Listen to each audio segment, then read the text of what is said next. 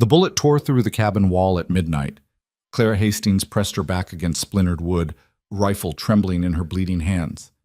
3 men dead in the snow, the 4th circling like a predator. Smoke choked the air as flames devoured everything. The home, the lies, the fragile life she'd built from desperation. Across the inferno, Caleb Rourke stood between her and certain death, his eyes blazing with something fiercer than the fire consuming their world.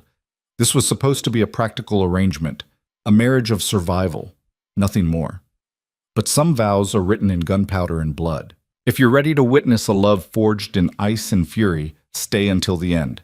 Hit that like button and drop a comment with your city. I want to see how far this story travels across the world. The train's whistle cut through the mountain silence like a death knell. Caleb Rourke stood on the platform at White Ridge Depot, shoulders squared against the November wind that screamed down from the peaks. Snow had already claimed the high passes. Another week, and the railroad would suspend service until spring thaw. This was the last train of the season, his last chance to secure what he needed before 6 months of complete isolation. A wife. Not the romantic kind. Caleb had no use for sentiment. At 38, he'd learned that the Highlands rewarded only the practical. What he needed was a partner who could haul water from a frozen creek, skin a deer without flinching, survive weeks without seeing another human face. Someone built for endurance, not elegance. Someone who understood that survival meant swallowing pride and doing whatever the mountain demanded. The marriage broker in Denver had assured him she'd be perfect. Strong stock, the man had written, raised on a Wyoming ranch, 29 years old. No illusions about frontier life. The train hissed to a stop, steam billowing into the crystalline air. Caleb watched 3 passengers disembark. An elderly prospector he recognized. A railroad surveyor heading back to civilization before winter locked the gates. And then, his chest tightened. A woman stepped onto the platform, and every assumption he'd built shattered like ice beneath a boot heel. She was drowning in velvet. A deep burgundy traveling dress that belonged in a Boston drawing room, not a mountain depot where temperatures would drop to 20 below by nightfall. Delicate gloves, a hat adorned with actual feathers. Her skin was porcelain pale, untouched by sun or hardship. She couldn't have weighed more than 110 pounds, most of it fabric. She was going to die. "Mr. Rourke?" Her voice was surprisingly steady, though her breath misted in the cold air. She clutched a single leather case, too small to contain anything useful for mountain survival. "No." The word came out harder than he'd intended. She blinked. Dark eyes, he noticed. Intelligent. Currently fixed on him with an expression caught between fear and determination. "I'm sorry?" "You're not her." Caleb turned toward the station master's office. "There's been a mistake." "Wait." Her boots clicked against the wooden platform as she followed. "Mr. Rourke, I am Clara Whitmore. I have the contract. I don't care what papers you're carrying." He didn't slow down. "You're not what I ordered, and I'm not dragging a corpse down from my cabin come spring. The return train leaves in 2 hours. Get on it." "There's no return train." That stopped him. He turned slowly. Clara Whitmore stood in the biting wind, chin raised despite the violent shivering that had seized her inadequate frame. "This is the last service until April. The station master already informed me." "Then you'll winter in town." Caleb gestured toward the handful of buildings that constituted White Ridge's entire civilization. "Mrs. Kowalski runs a boarding house. Basic, but it'll keep you breathing." "I didn't travel 800 miles to winter in a boarding house." Steel entered her voice. "I came here for a contract marriage. That contract was signed in good faith by both parties." "Good faith assumes honesty. You lied." "I did no such thing." "You claim to be suitable for frontier life." "I claim to be willing." Clara stepped closer, and he caught the faint scent of lavender, ridiculous, impractical, utterly out of place. "There's a difference, Mr. Rourke. I never pretended to have ranching experience. I said I was determined to build a new life, and I am. Whether you believe that or not is irrelevant. We have a legal agreement." Caleb studied her. Beneath the fancy dress and terrified trembling, something in her eyes refused to break. It was the look of someone who'd already survived something worse than his mountain, and knew it. Still foolish, still hopeless. "You'll be dead within a month," he said flatly.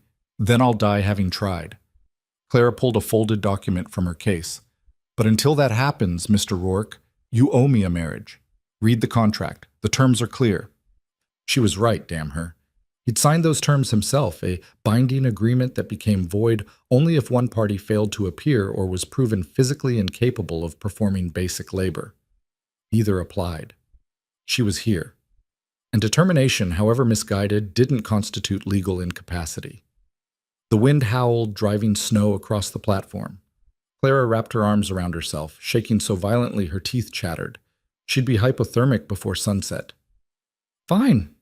The word tasted like defeat. We'll formalize it. Then you're on the first train out come spring. If I'm still alive to board it, I'll consider your suggestion. The ceremony took 11 minutes. Judge Aldrich performed marriages in the back room of his general store, between the flour barrels and preserves. He was accustomed to frontier practicality, unions born of necessity, not romance. He barely glanced at Clara's trembling hands or Caleb's stone expression as he recited the standard vows. Do you, Caleb James Rourke, take this woman as your lawfully wedded wife? I do. Do you, Clara? The judge paused. Middle name? Rose. Her voice was barely a whisper. Clara Rose Whitmore. Something flickered across her face when she said it. A hesitation. A shadow. Caleb filed it away. Do you, Clara Rose Whitmore, take this man as your lawfully wedded husband? She looked directly at Caleb. Those dark eyes held his, unflinching despite the fear he could see swimming beneath the surface. I do. Then by the authority vested in me by the Colorado Territory, I pronounce you husband and wife. Sign here. Clara's signature was elegant, controlled. It belonged on loan documents and society invitations, not marriage certificates witnessed by a storekeeper who smelled like tobacco and beans. Caleb signed his name, a hard, practical scrawl, and the thing was done. Congratulations, Judge Aldrich said, already moving toward the front of the store. Mrs. Kowalski's making stew tonight if you're staying in town. We're not. Caleb handed the judge his fee. We leave within the hour. Clara's eyes widened. An hour? But it's already past 3?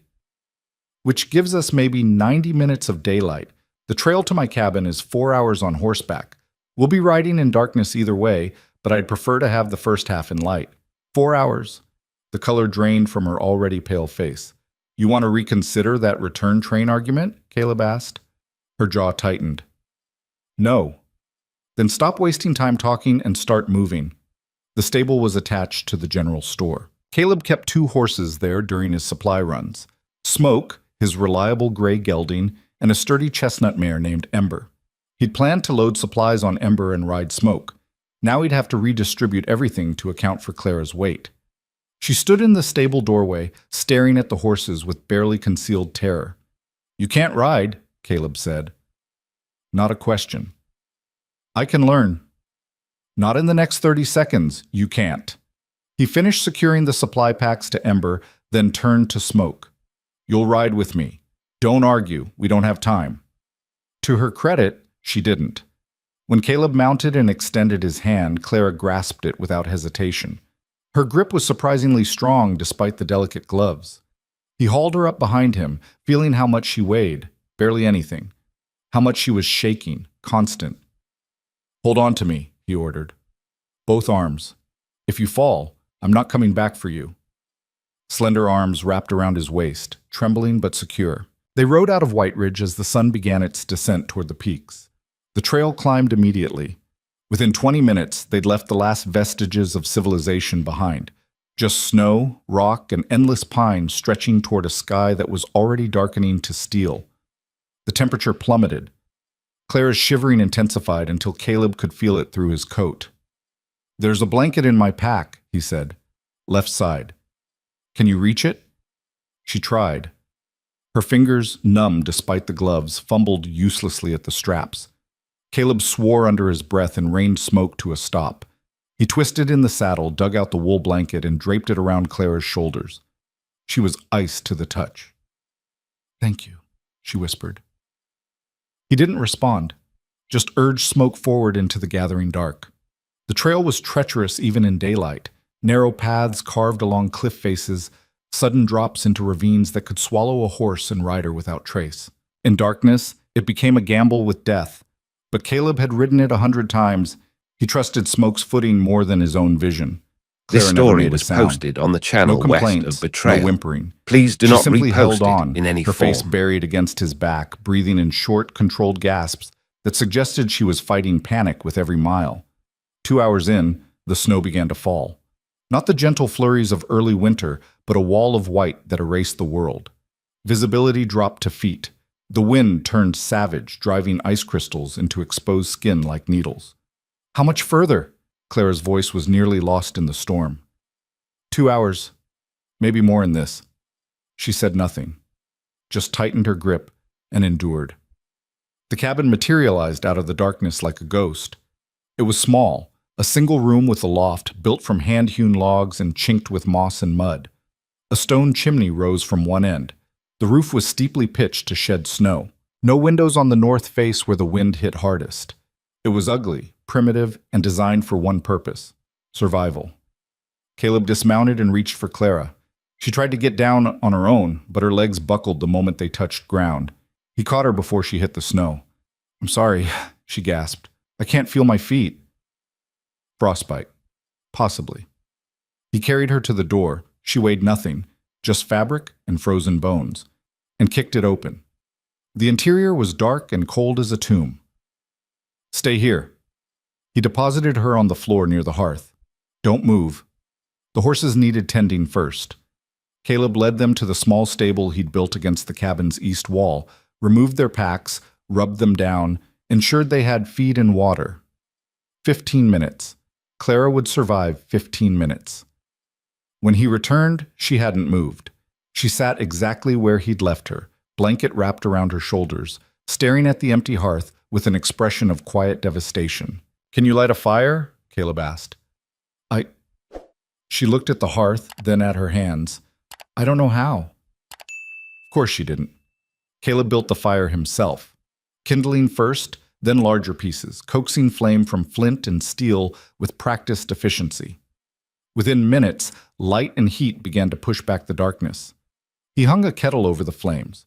Melted snow would give them water for coffee. Only then did he turn his attention to Clara. She'd removed her gloves. Her fingers were white, waxy, definitely frostbitten. He knelt, pulled off her ridiculous boots, and examined her feet. The same. Not severe, she'd keep her digits, but painful. "This is gonna hurt," he warned. "Everything already hurts." He brought a basin of cool water, not warm, that would damage the tissue, and submerged her hands and feet. Clara bit down on her lip hard enough to draw blood, but she didn't cry out, just breathed through the agony as sensation returned in burning waves. Caleb watched her face, studied the way she controlled the pain, the way she refused to break. "Why are you really here?" he asked quietly. Those dark eyes met his. "I told you. The contract is legal paper. I'm asking about the truth. Women like you don't answer frontier marriage advertisements unless they're running from something. So what is it? Debt? Scandal?" He paused. "The law?" "Nothing that concerns you. Everything about you concerns me now. We're married. What you're carrying becomes my burden the moment it walks through that door." Clara held his gaze for a long moment. Then she looked away into the fire. "I'm running from a man who won't stop looking. A man with resources, connections, and no concept of mercy. I needed to disappear so completely that even he couldn't find me. The highlands in winter seemed sufficient. This man, he's dangerous? Very. Will he come here? I don't know." Her voice was barely audible. "I hope not. But I've learned that hope is a luxury I can't afford." Caleb stood, moving to the small table where he kept his Winchester.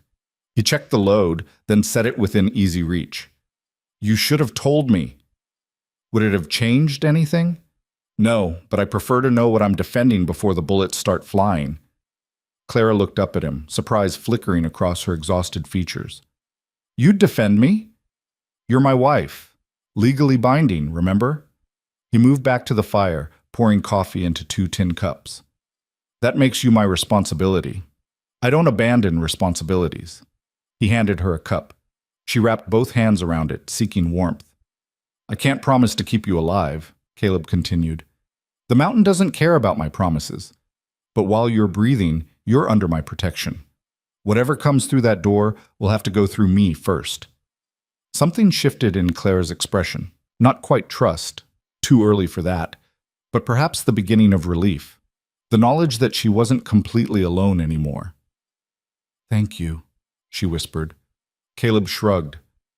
Don't thank me yet. You still have to survive the winter. That's going to be harder than any man hunting you. He wasn't wrong. The mountain began its assault before dawn. Claire awoke to darkness and cold, so intense it burned. The fire had died to embers. Her breath frosted in the air. Every muscle in her body screamed from yesterday's ride. Her frostbitten fingers throbbed with each heartbeat. Across the room, Caleb was already moving. She watched him rebuild the fire with swift, economical movements. Someone who'd done this 10,000 times. Light bloomed. Heat followed, grudgingly. There's a chamber pot behind that curtain, he said without looking at her. Outhouse is buried. Won't dig it out until spring. Clara forced herself upright. Everything hurt. She made her way to the curtained corner he'd indicated, managed the necessary functions despite her damaged hands, then emerged to find Caleb setting out breakfast. Hardtack, dried venison, coffee. We need to establish ground rules, Caleb said as they ate. This cabin is small, privacy is limited. We'll have to learn to coexist without killing each other. Agreed. You sleep in the loft. I sleep down here. We don't change that arrangement. Clear? Clear. Clara felt her face flush. She hadn't expected, well, she'd known this was a practical arrangement, but the bluntness still stung. Good. Now work. If you're going to survive, you need to learn fast. Today you'll learn to maintain the fire, melt snow for water, and prepare basic meals.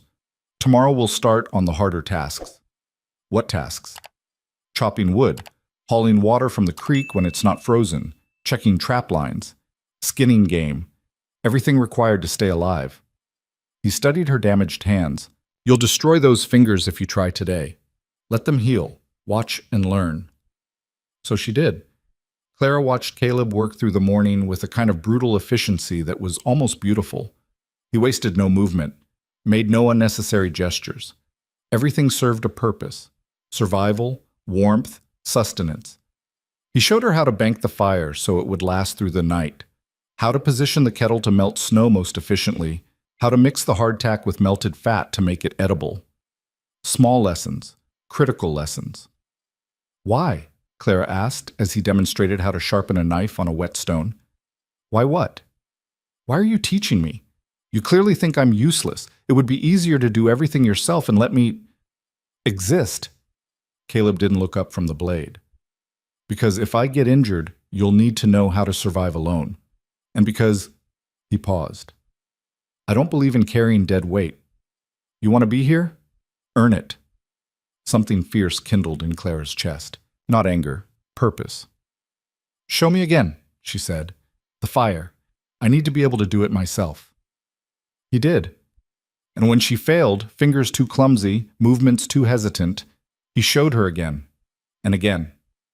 Until finally, as afternoon shadows lengthened, Clara coaxed flame from flint and steel with her own trembling hands.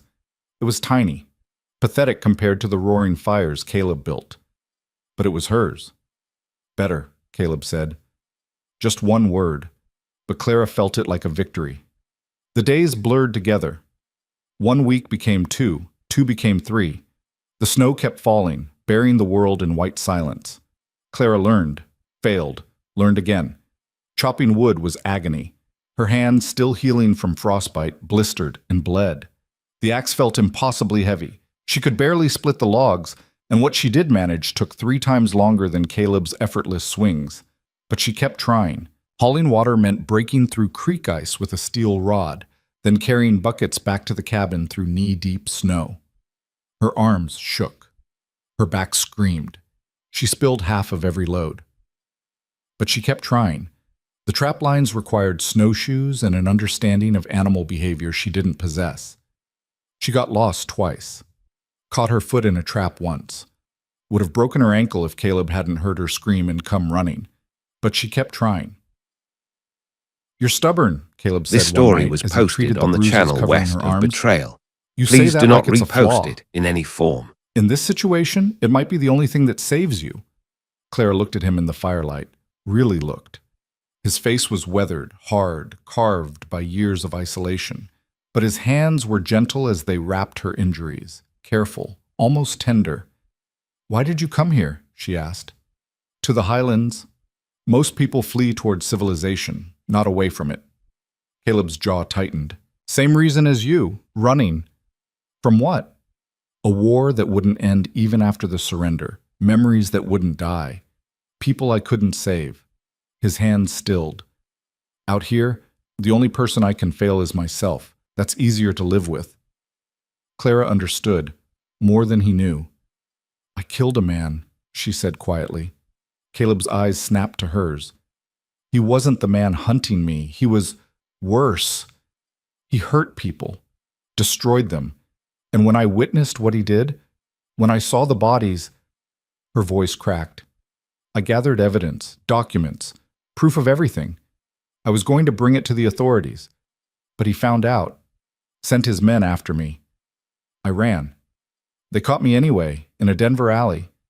And when the leader put his hands on me, when he told me exactly what he was going to do before he killed me," she looked down at her bandaged hands. "I picked up a broken bottle, and I used it." Silence filled the cabin. "Did he die?" Caleb asked finally. "Yes." "Good." Clara's head jerked up. "Some men need killing," Caleb said simply. "If you're carrying guilt over that, set it down. Self-defense isn't murder." The law might disagree. "The law isn't here. I am. And I'm telling you, you did what you had to do." He returned to wrapping her injuries. "This evidence, you still have it?"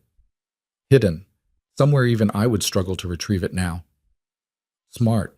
When spring comes, we'll discuss what to do with it. Until then," he secured the bandage, "we survive. That's the only goal that matters." Days became weeks. Weeks became a month. Clara stopped crying herself to sleep, stopped jumping at every sound. Her hands developed calluses, her muscles strengthened.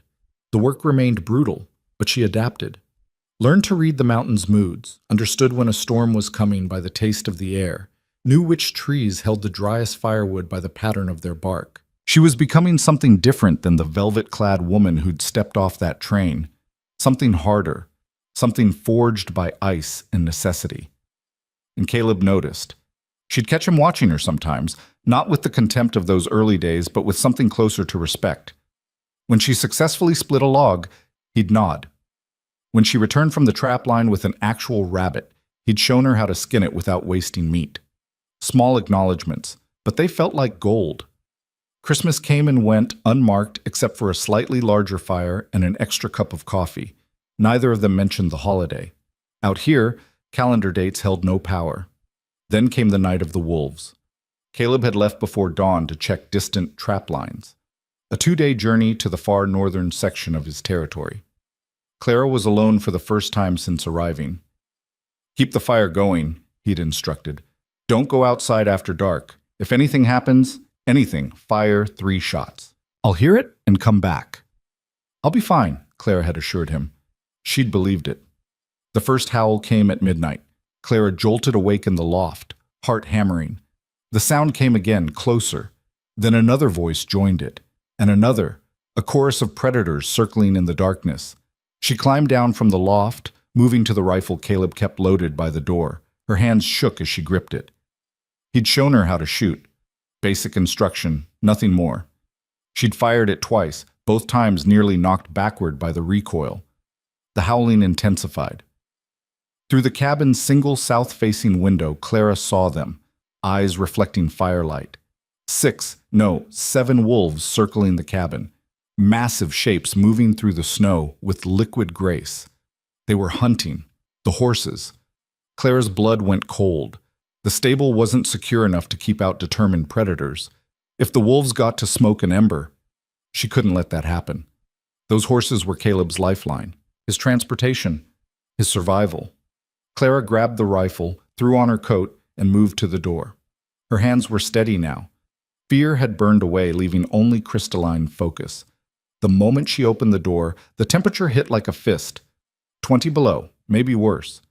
The wolves' eyes turned toward her. One of them, the largest, clearly the alpha, took a step forward. Clara raised the rifle, sighted down the barrel the way Caleb had shown her. The wolf was maybe 30 yards away, close enough to see its breath misting in the moonlight. "Get back," she said. Knowing it was useless, knowing the wolf didn't understand words or warnings, it took another step. Clara's finger found the trigger. She thought of everything Caleb had taught her. Breathe. Steady. Squeeze, don't pull. The rifle kicked against her shoulder like a mule. The wolf dropped.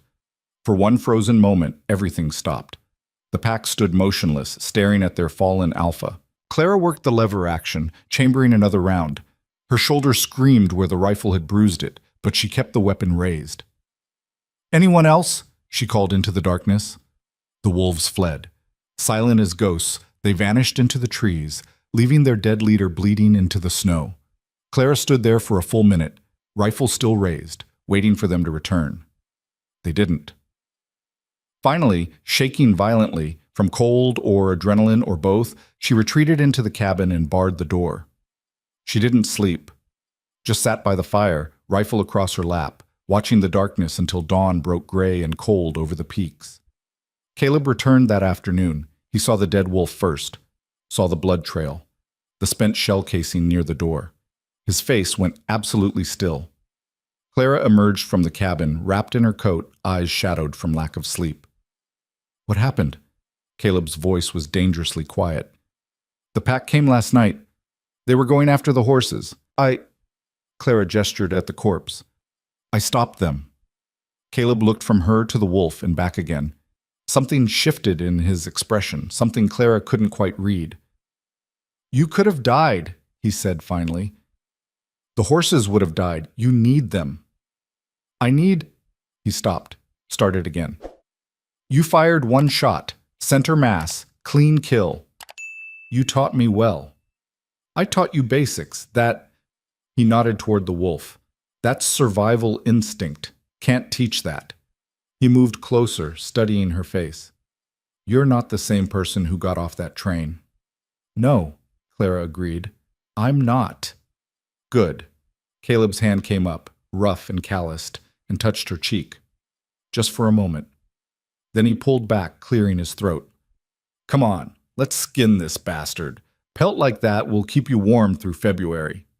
They worked together in the fading light, and for the first time since arriving, Clara felt something she hadn't expected. She felt like she belonged. The wolf pelt hung above the fireplace, a constant reminder of what Clara had become. February arrived with teeth bared. The temperatures plummeted to depths that made November seem merciful. Some mornings, the water in the kettle froze solid, despite sitting 3 feet from the hearth. Clara would wake to find frost coating the inside walls of the cabin, her breath crystallizing before it reached the rafters.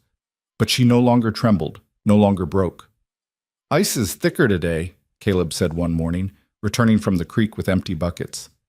"Need the steel bar and both of us to break through." Clara was already reaching for her coat.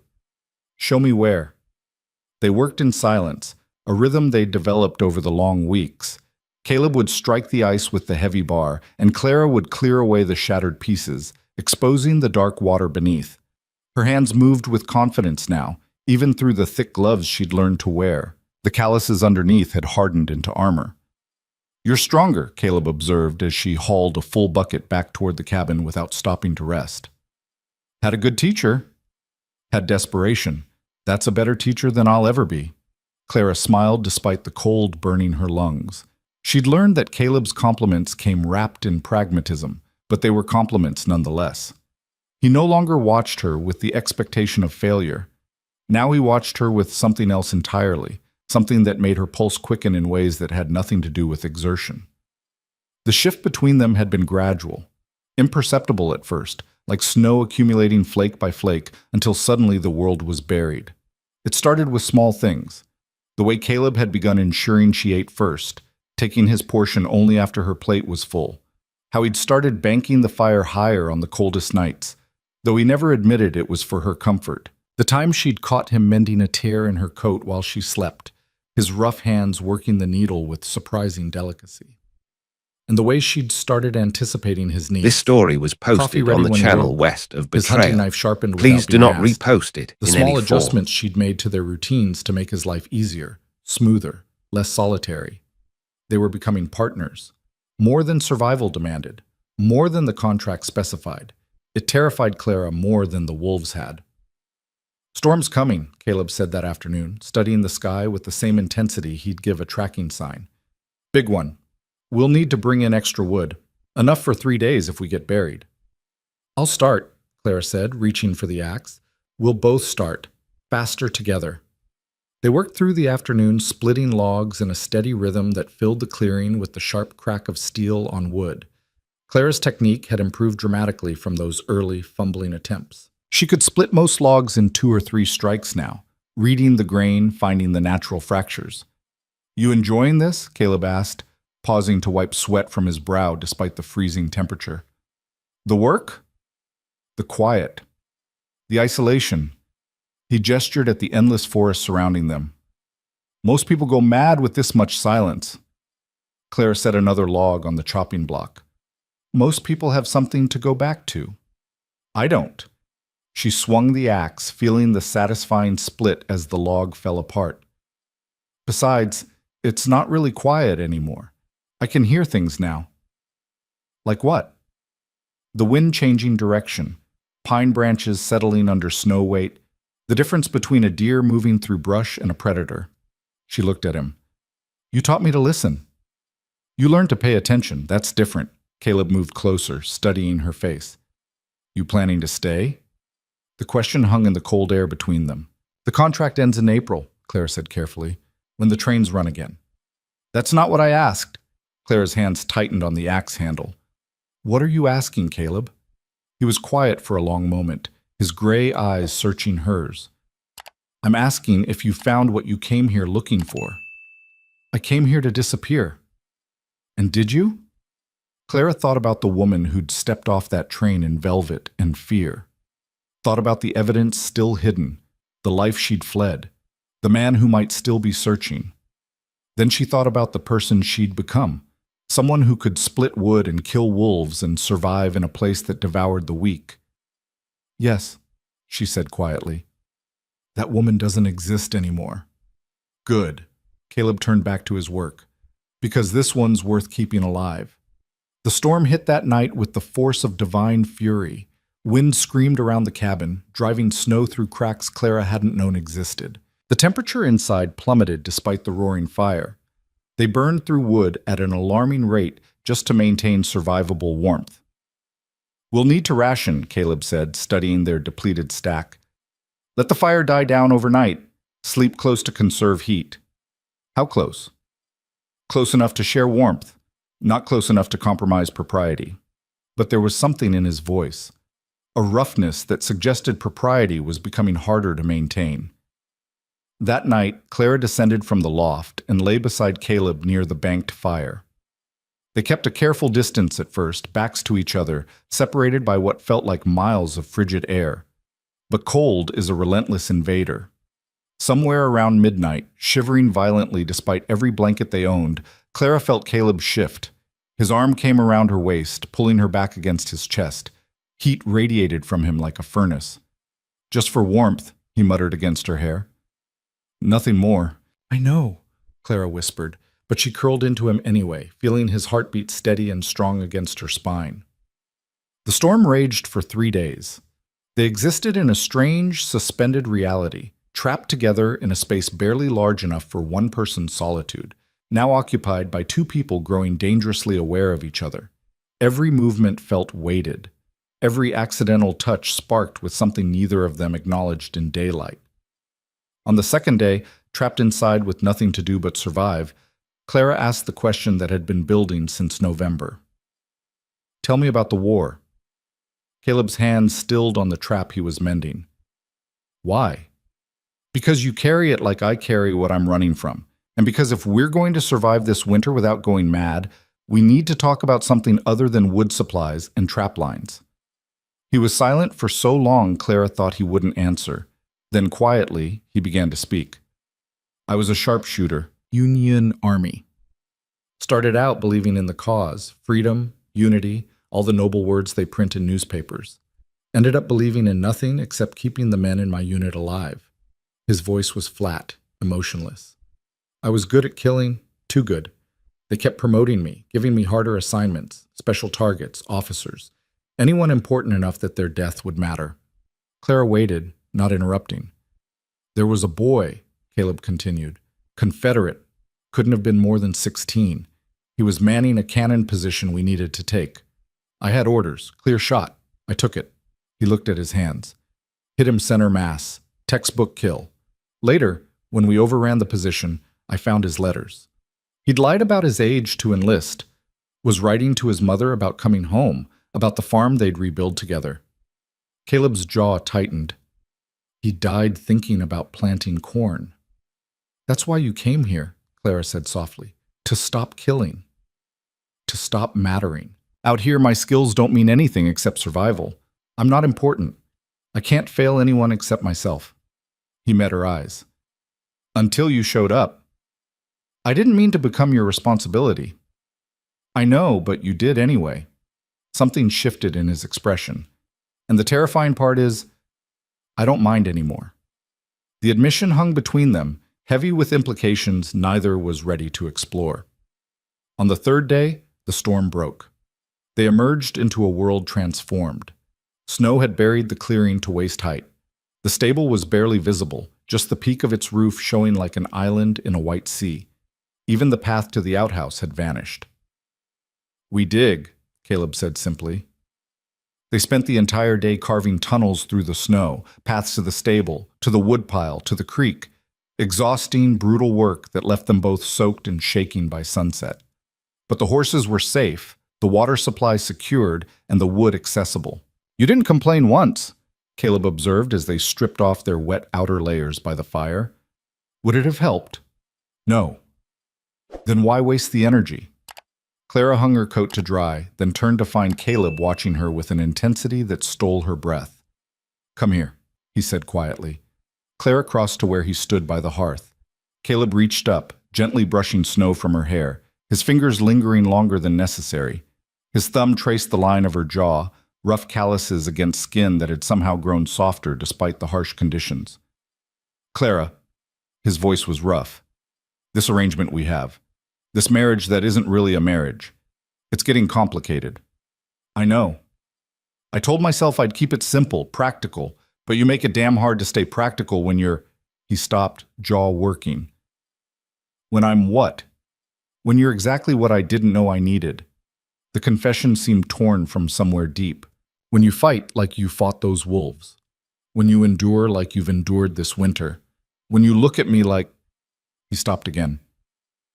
Like I see you, Clara finished quietly. Not the killer you think you are.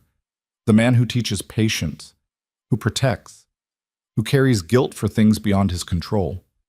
Caleb's hand slid to the back of her neck, pulling her closer.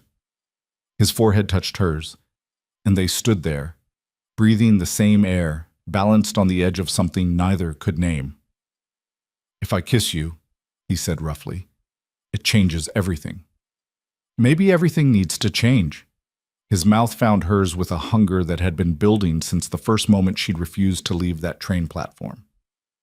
Clara kissed him back with equal desperation, her hands fisting in his shirt, pulling him closer. He tasted like coffee and smoke and something wild that matched the mountains surrounding them. When they finally broke apart, both breathing hard, Caleb rested his forehead against hers again. I don't do this, he said. Don't let people in. Don't trust. Don't... I know, Clara whispered. Neither do I, but maybe we can learn together. That night, propriety died quietly in the mountain silence. Clara didn't return to the loft. She stayed beside Caleb, and when his arms came around her, it wasn't just for warmth.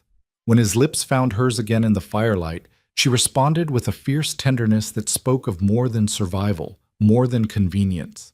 They moved together with the same careful efficiency they'd brought to every other task this winter, learning each other's rhythms, discovering what brought pleasure, what drew gasps, What made the other surrender to something beyond duty or necessity? Later, wrapped in blankets with Caleb's heartbeat steady beneath her ear, Clara felt something This she story hadn't was experienced posted in on the years. channel west of Betrayal. Safety.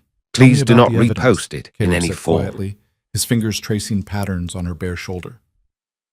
What you're carrying, what you're hiding from. Clara was quiet for a long moment. Trust was a luxury she'd abandoned in that Denver alley. But lying here, in the darkness, with this man who'd taught her strength, maybe trust was worth the risk. His name is Marcus Thornwell, she began. He owns half of Denver's commercial district, banks, railroads, mining operations. To the public, he's a philanthropist, a pillar of society. Her voice hardened. But I worked in his household, saw what happened behind closed doors, the workers who disappeared when they demanded fair wages, the women who were trafficked through his warehouses, the competitors who died in convenient accidents. Caleb's arm tightened around her. How much proof do you have? Ledgers, shipping manifests, letters in his own hand detailing payments to corrupt officials.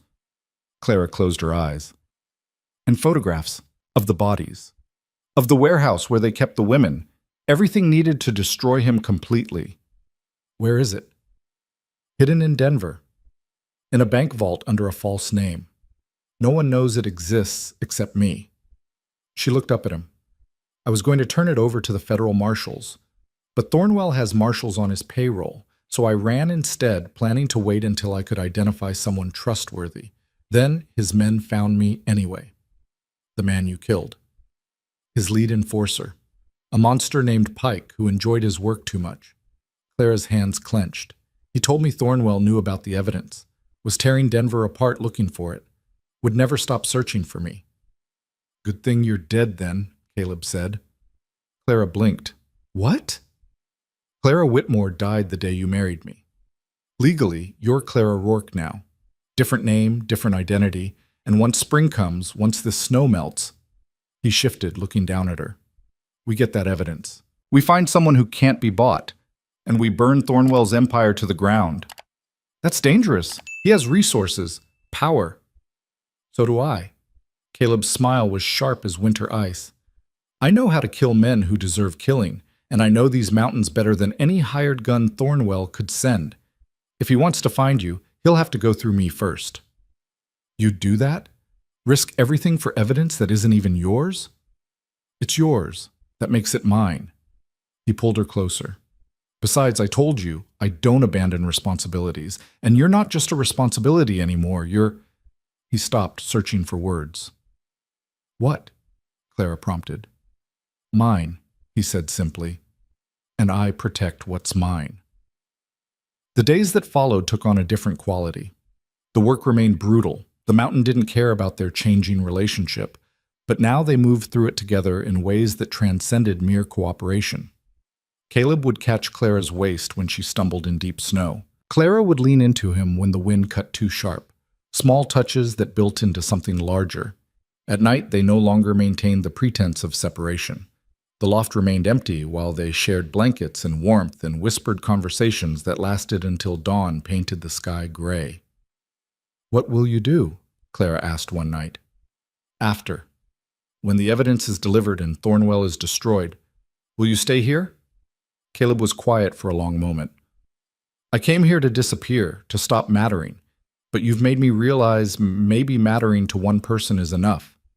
Maybe that's actually everything. Is that a yes? It's a we'll figure it out together. He kissed her forehead. For now, we focus on survival. Spring's still 8 weeks away. A lot can happen in 8 weeks. He was right. March arrived with false promises of warmth. Temperatures rose above freezing during the day, only to plummet again at night, creating treacherous ice conditions. Clara had learned to read the mountain's moods, but even she didn't anticipate what came next. They'd gone to check the southern trapline together, a 6-hour circuit that required snowshoes and careful navigation through terrain that could shift from stable to deadly in minutes. The catches were good. 3 rabbits and a decent-sized fox whose pelt would fetch money when spring trading began. We should head back, Caleb said, studying the sky. Lights fading fast. They were 2 hours from the cabin when Clara heard it, a sound like thunder, but wrong, too sustained, building rather than fading. She turned toward the source, and her blood went cold. "Avalanche," Caleb said, his voice absolutely calm. "Run! Now!" They ran. Behind them, the mountain was devouring itself. Tons of snow and ice breaking free, gathering speed and mass, destroying everything in its path. The sound was apocalyptic. A roar that drowned out thought, drowned out everything except the primal need to survive. "There!" Caleb grabbed Clara's arm, pointing to an outcropping of rock ahead. "Get behind it!" They dove behind the stone formation just as the avalanche hit. The world became chaos. Snow and debris hammered their shelter with enough force to crack bone.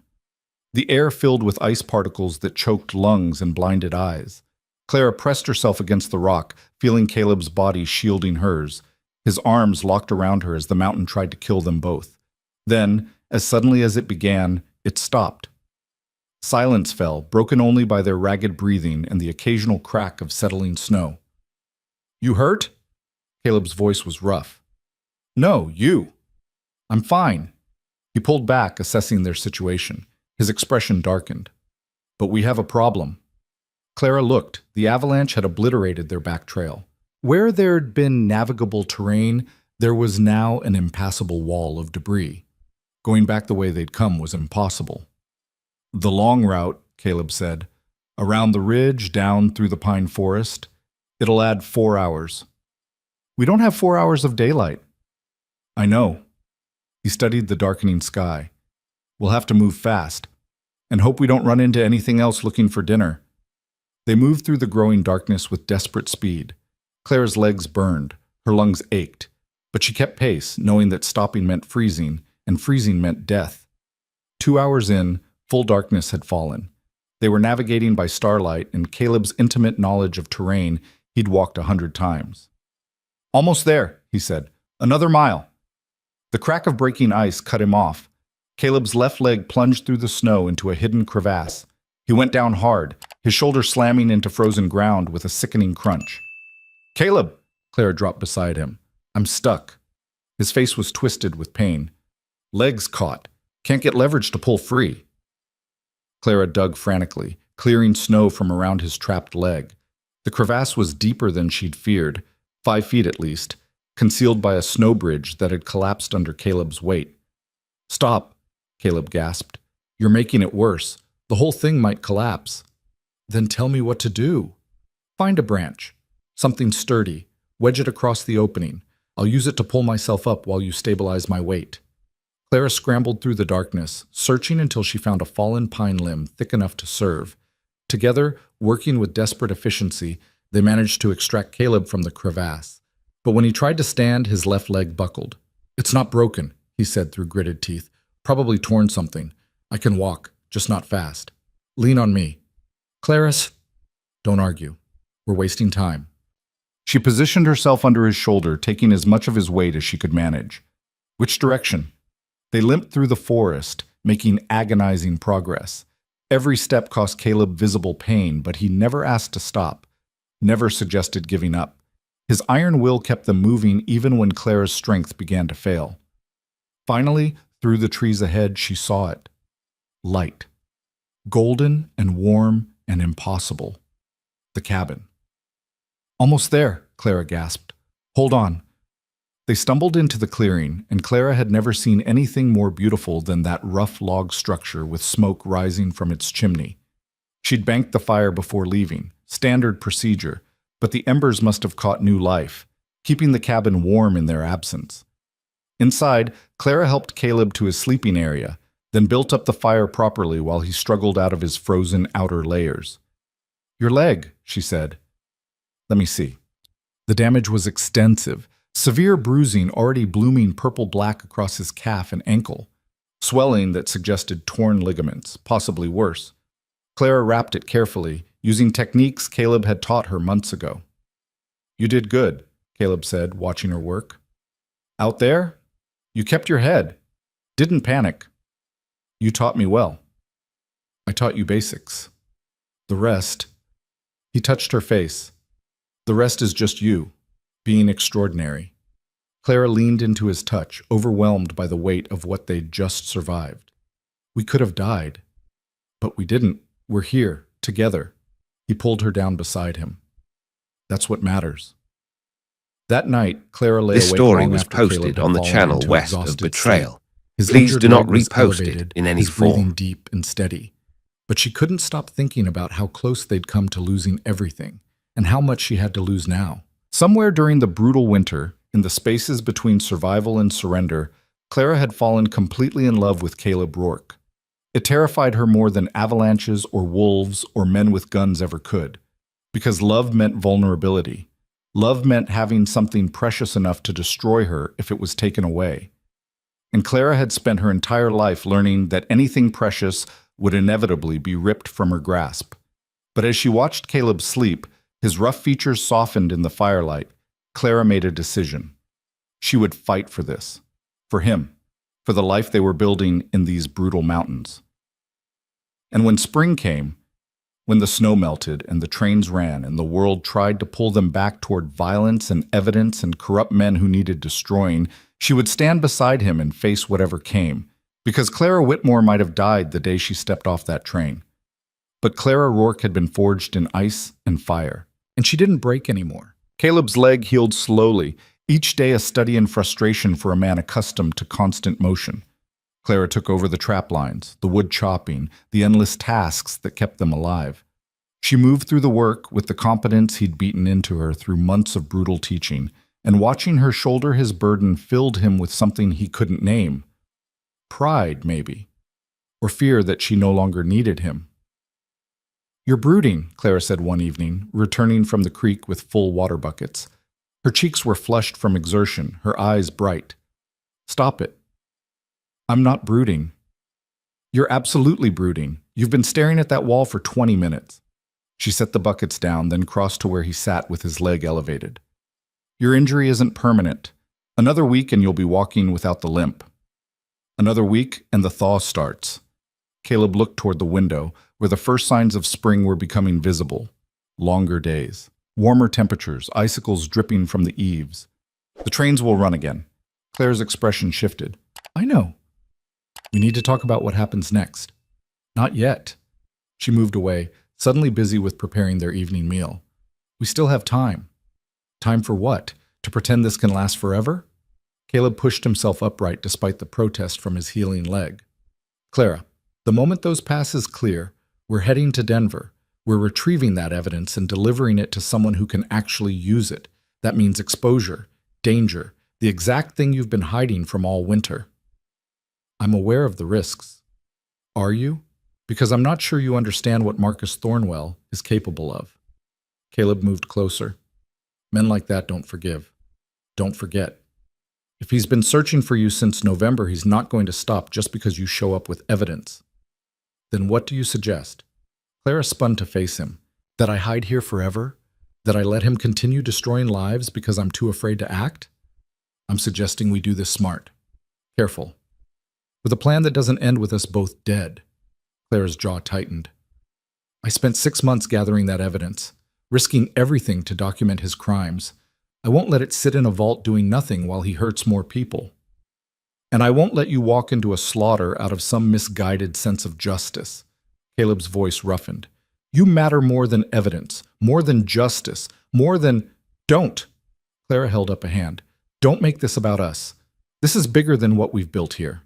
Nothing is bigger than what we've built here." The words hung between them, raw and true. Clara looked at him for a long moment, her dark eyes swimming with emotions too complex to name. "If we do this, if we go after Thornwell, there's a real chance we don't come back, that we end up dead in some Denver alley like Pike wanted. Are you willing to risk that?" "Yes." No hesitation. "Because staying here pretending the world doesn't exist isn't living. It's just slow dying in a prettier location." Caleb closed the distance between them. "I learned that from you. You didn't come here to hide. You came here to survive long enough to fight back. Well, you survived. Now it's time to fight." "Together?" Clara's voice was barely a whisper. "Together. Always." She kissed him then, fierce and desperate, pouring months of fear and hope and love into the contact. Caleb responded with equal intensity, his hands tangling in her hair, pulling her closer until no space remained between them. When they finally broke apart, both breathing hard, Clara rested her forehead against his chest. "We'll need help," she said quietly. "Someone in Denver we can trust. Someone with enough authority that Thornwell can't simply buy them off. I might know someone." Caleb's mind was already working through possibilities. Federal marshal named Hayes served under him during the war. He's straight, incorruptible. Last I heard, he was stationed in Colorado Territory. Can you reach him? Once the trains run, I'll send word through the telegraph office in White Ridge. If he's still alive, he'll come. Caleb pulled back to look at her. But, Clara, understand. Once we start this, there's no going back. Thornwell will know you're alive. We'll know where to find you. Good. Clara's voice was steel. Let him come. I'm not the same woman he scared into running, and this time I won't be alone. The snow began its retreat in mid-March. It happened slowly at first, then with gathering speed as temperatures climbed above freezing and stayed there.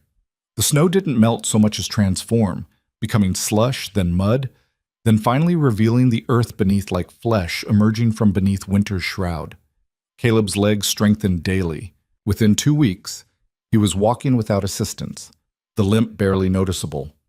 By the end of March, he was back on the trap lines with Clara, both of them working to prepare for the journey ahead. We'll leave the first week of April, Caleb said, studying their supplies. Soon as the trails are passable, we'll take both horses, travel light but armed. The ride to White Ridge is a full day now that the snow's clearing. Clara nodded, her hand steady as she cleaned the Winchester. She'd become proficient with the rifle over the winter. Not expert, but competent enough to hit what she aimed at. And from White Ridge to Denver? Train, 3 days if the schedule's running normal. He paused. You need to prepare yourself.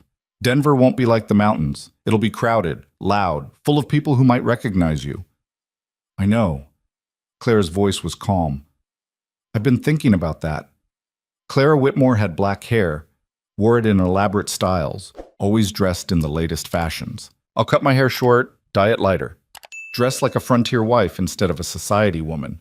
Most people won't look twice. And if Thornwell's men are watching the train stations? Then we don't go to the stations. We have Hayes meet us somewhere else, somewhere public enough that Thornwell can't act openly, but private enough that we can talk. She looked up from the rifle. I've spent months planning how to destroy him, Caleb. I didn't survive this winter just to fumble at the finish line. He believed her. This woman who'd killed wolves and endured avalanches and learned to thrive in conditions that broke hardened trappers. She'd find a way. The 1st of April dawned clear and warm, the sky an impossible blue that spoke of renewal and second chances. They loaded the horses with careful precision, taking only what they'd need for the journey: food, weapons, the evidence of their marriage, proof that Clara Whitmore no longer existed legally. Ready? Caleb asked. Mounted on smoke with the morning sun painting everything gold, Clara looked back at the cabin one last time. The place that had witnessed her transformation from terrified refugee to something stronger. The place where she'd fallen in love. The place where she'd learned that survival wasn't enough. You had to fight for the life you wanted. Ready, she said, and urged Ember forward. They reached White Ridge by late afternoon. The town had emerged from winter hibernation, suddenly alive with activity. The railroad was running again, bringing supplies and settlers and all the chaos of civilization returning to the frontier. Clara kept her head down as they rode through the main street, conscious of curious eyes following them. Telegraph office, Caleb said, dismounting outside a small building near the depot. Wait here. Clara watched him disappear inside, her hand resting casually near the pistol she now wore beneath her coat. The street was busy but not threatening. Still, her instincts had been honed sharp by months of vigilance. Caleb emerged 10 minutes later, his expression grim. What's wrong? Clara asked immediately. Hayes is dead, killed 2 months ago in a shootout outside Boulder. Caleb's voice was flat. The telegraph operator mentioned it when I asked about reaching him. Apparently it was big news. Federal marshal gunned down by unknown assailants. Clara's blood went cold. Thornwell. Maybe, or just bad luck. Hayes made plenty of enemies doing his job straight. Caleb mounted smoke again. Either way, we need a new plan. Someone else we can trust with the evidence. There is no one else. Claire's mind raced. Anyone with enough authority to act on what I have is either corrupt or vulnerable to Thornwell's influence. This story Hayes was was our posted only on the shot at channel someone west truly of incorruptible. Betrayal. Please Then do we not go higher, repost it in federal any level form. instead of territorial. Take the evidence to Washington if we have to. That'll take months, and every day we delay, Thornwell hurts more people. Clara shook her head. No. We do this now, but we do it different. We don't hand the evidence to anyone. We expose it publicly. Newspapers, town halls, everywhere at once. Make it impossible to suppress or bury. Caleb considered this. That puts a target on your back that never comes off. The target was always there. At least this way I get to aim it where I want. Clara's jaw set. We're going to Denver. We're retrieving the evidence. And then we're going to burn Marcus Thornwell's empire to ashes with the whole territory watching. They boarded the train to Denver that evening, paying cash for tickets under false names. Clara had cut her hair short that afternoon in their hotel room, Caleb wielding the scissors with surprising care. She'd also purchased new clothes, simple, practical garments that marked her as a working woman rather than society. The transformation was remarkable. Even Caleb had trouble seeing the velvet-clad woman from November in the capable stranger who sat beside him now. You look different, he said as the train pulled out of White Ridge, beginning the long descent toward Denver. Good different or bad different? Strong different. He took her hand beneath the cover of her shawl, like someone who could take on the world and win. Let's hope you're right. The journey took 3 days, the train stopping at every small settlement along the route. Clara spent the time planning, working through every detail of how they'd retrieve the evidence without alerting Thornwell's network of informants. The bank vault was downtown, heavily trafficked. They'd need to move fast, get in and out before anyone recognized her. We'll go early morning, she said on the third day as Denver's skyline appeared on the horizon. Right when the bank opens, crowds will be minimal. We retrieve the documents, get them to a photographer to make copies, then start distributing them before Thornwell even knows we're in town. And when he does find out, Clara met his eyes. Then we deal with it together. Denver hit them like a physical force after months of mountain silence. The noise, the crowds, the crush of humanity going about their daily business. It was overwhelming. Clara felt exposed, vulnerable, every instinct screaming at her to flee back to the quiet safety of the highlands. But she forced herself to keep moving, to blend into the crowd, to become invisible through sheer ordinariness. They found a boarding house on the eastern edge of town, far from the commercial district where Thornwell's influence was strongest. The proprietor was an elderly widow who asked no questions and demanded payment in advance. Perfect. Tomorrow morning, Caleb said that night as they lay in the narrow bed, both too tense to sleep. We do this tomorrow, and then we leave. Get the evidence distributed and disappear before Thornwell can react. He'll react anyway. Eventually. Eventually isn't tomorrow. We'll handle eventually when it arrives. He pulled her closer. For now, we rest. Tomorrow's going to be hard. But sleep was impossible. Clara lay awake listening to Denver's nighttime sounds, so different from the mountain's silence, and tried to quiet the fear building in her chest. Tomorrow, everything would change. Either they'd succeed and Thornwell would fall, or they'd fail and likely die in the attempt. There was no middle ground, no safe compromise, just victory or death. Dawn came too quickly. They moved through the early morning streets like ghosts, Clara's hand steady on Caleb's arm as they walked toward the financial district. The bank was a massive stone building designed to inspire confidence and security. Clara had chosen it specifically because Thornwell had no direct ownership. It was one of the few major institutions in Denver he didn't control. You're sure the vault is still secure? Caleb asked as they climbed the steps. Unless someone knew to look under the name Margaret Sullivan, it should be untouched. Clara pushed through the heavy doors. Stay close. If anything feels wrong, we leave immediately. The bank's interior was marble and brass, designed to overwhelm with displays of wealth and permanence. A handful of early customers moved through the cavernous space. Clara approached a clerk with practiced confidence. I need to access my safety deposit box, she said, producing the key she'd carried through the entire winter. Account under Margaret Sullivan. The clerk checked his records, nodded, and led them to the vault room. Clara's heart hammered as she inserted her key, watching the steel box slide free. Inside, wrapped in oilcloth, were the documents she'd risked everything to preserve. Ledgers, letters, photographs. The complete record of Marcus Thornwell's criminal empire. "Got it," she whispered to Caleb, tucking the package inside her coat. "Let's move." They were halfway to the exit when Clara felt it, the prickling awareness of being watched. She turned, scanning the bank's interior, and her blood froze. A man stood near the entrance, tall, well-dressed, his eyes locked directly on her with unmistakable recognition. "Caleb," she said quietly, "we need to leave, now." They moved toward a side exit, but the man was already in motion, crossing the floor with purpose. Clara's hand found the pistol beneath her coat. "Miss Whitmore?" The man's voice carried across the marble. "Or should I say, Mrs. Rourke?" Such an interesting transformation. Clara spun, gun half drawn. "Who are you?" "Someone who's been looking for you on Mr. Thornwell's behalf since November." The man smiled, cold and professional. "He's very eager to speak with you.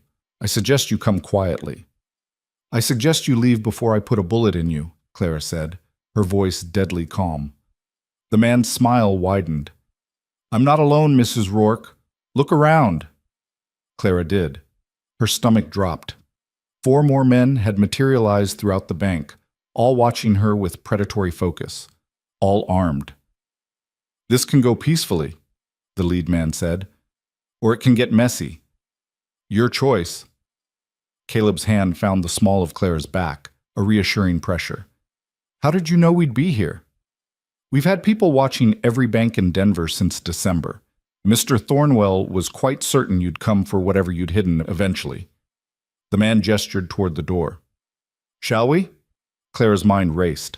5 armed men, a crowded bank, innocent people everywhere who could be caught in crossfire.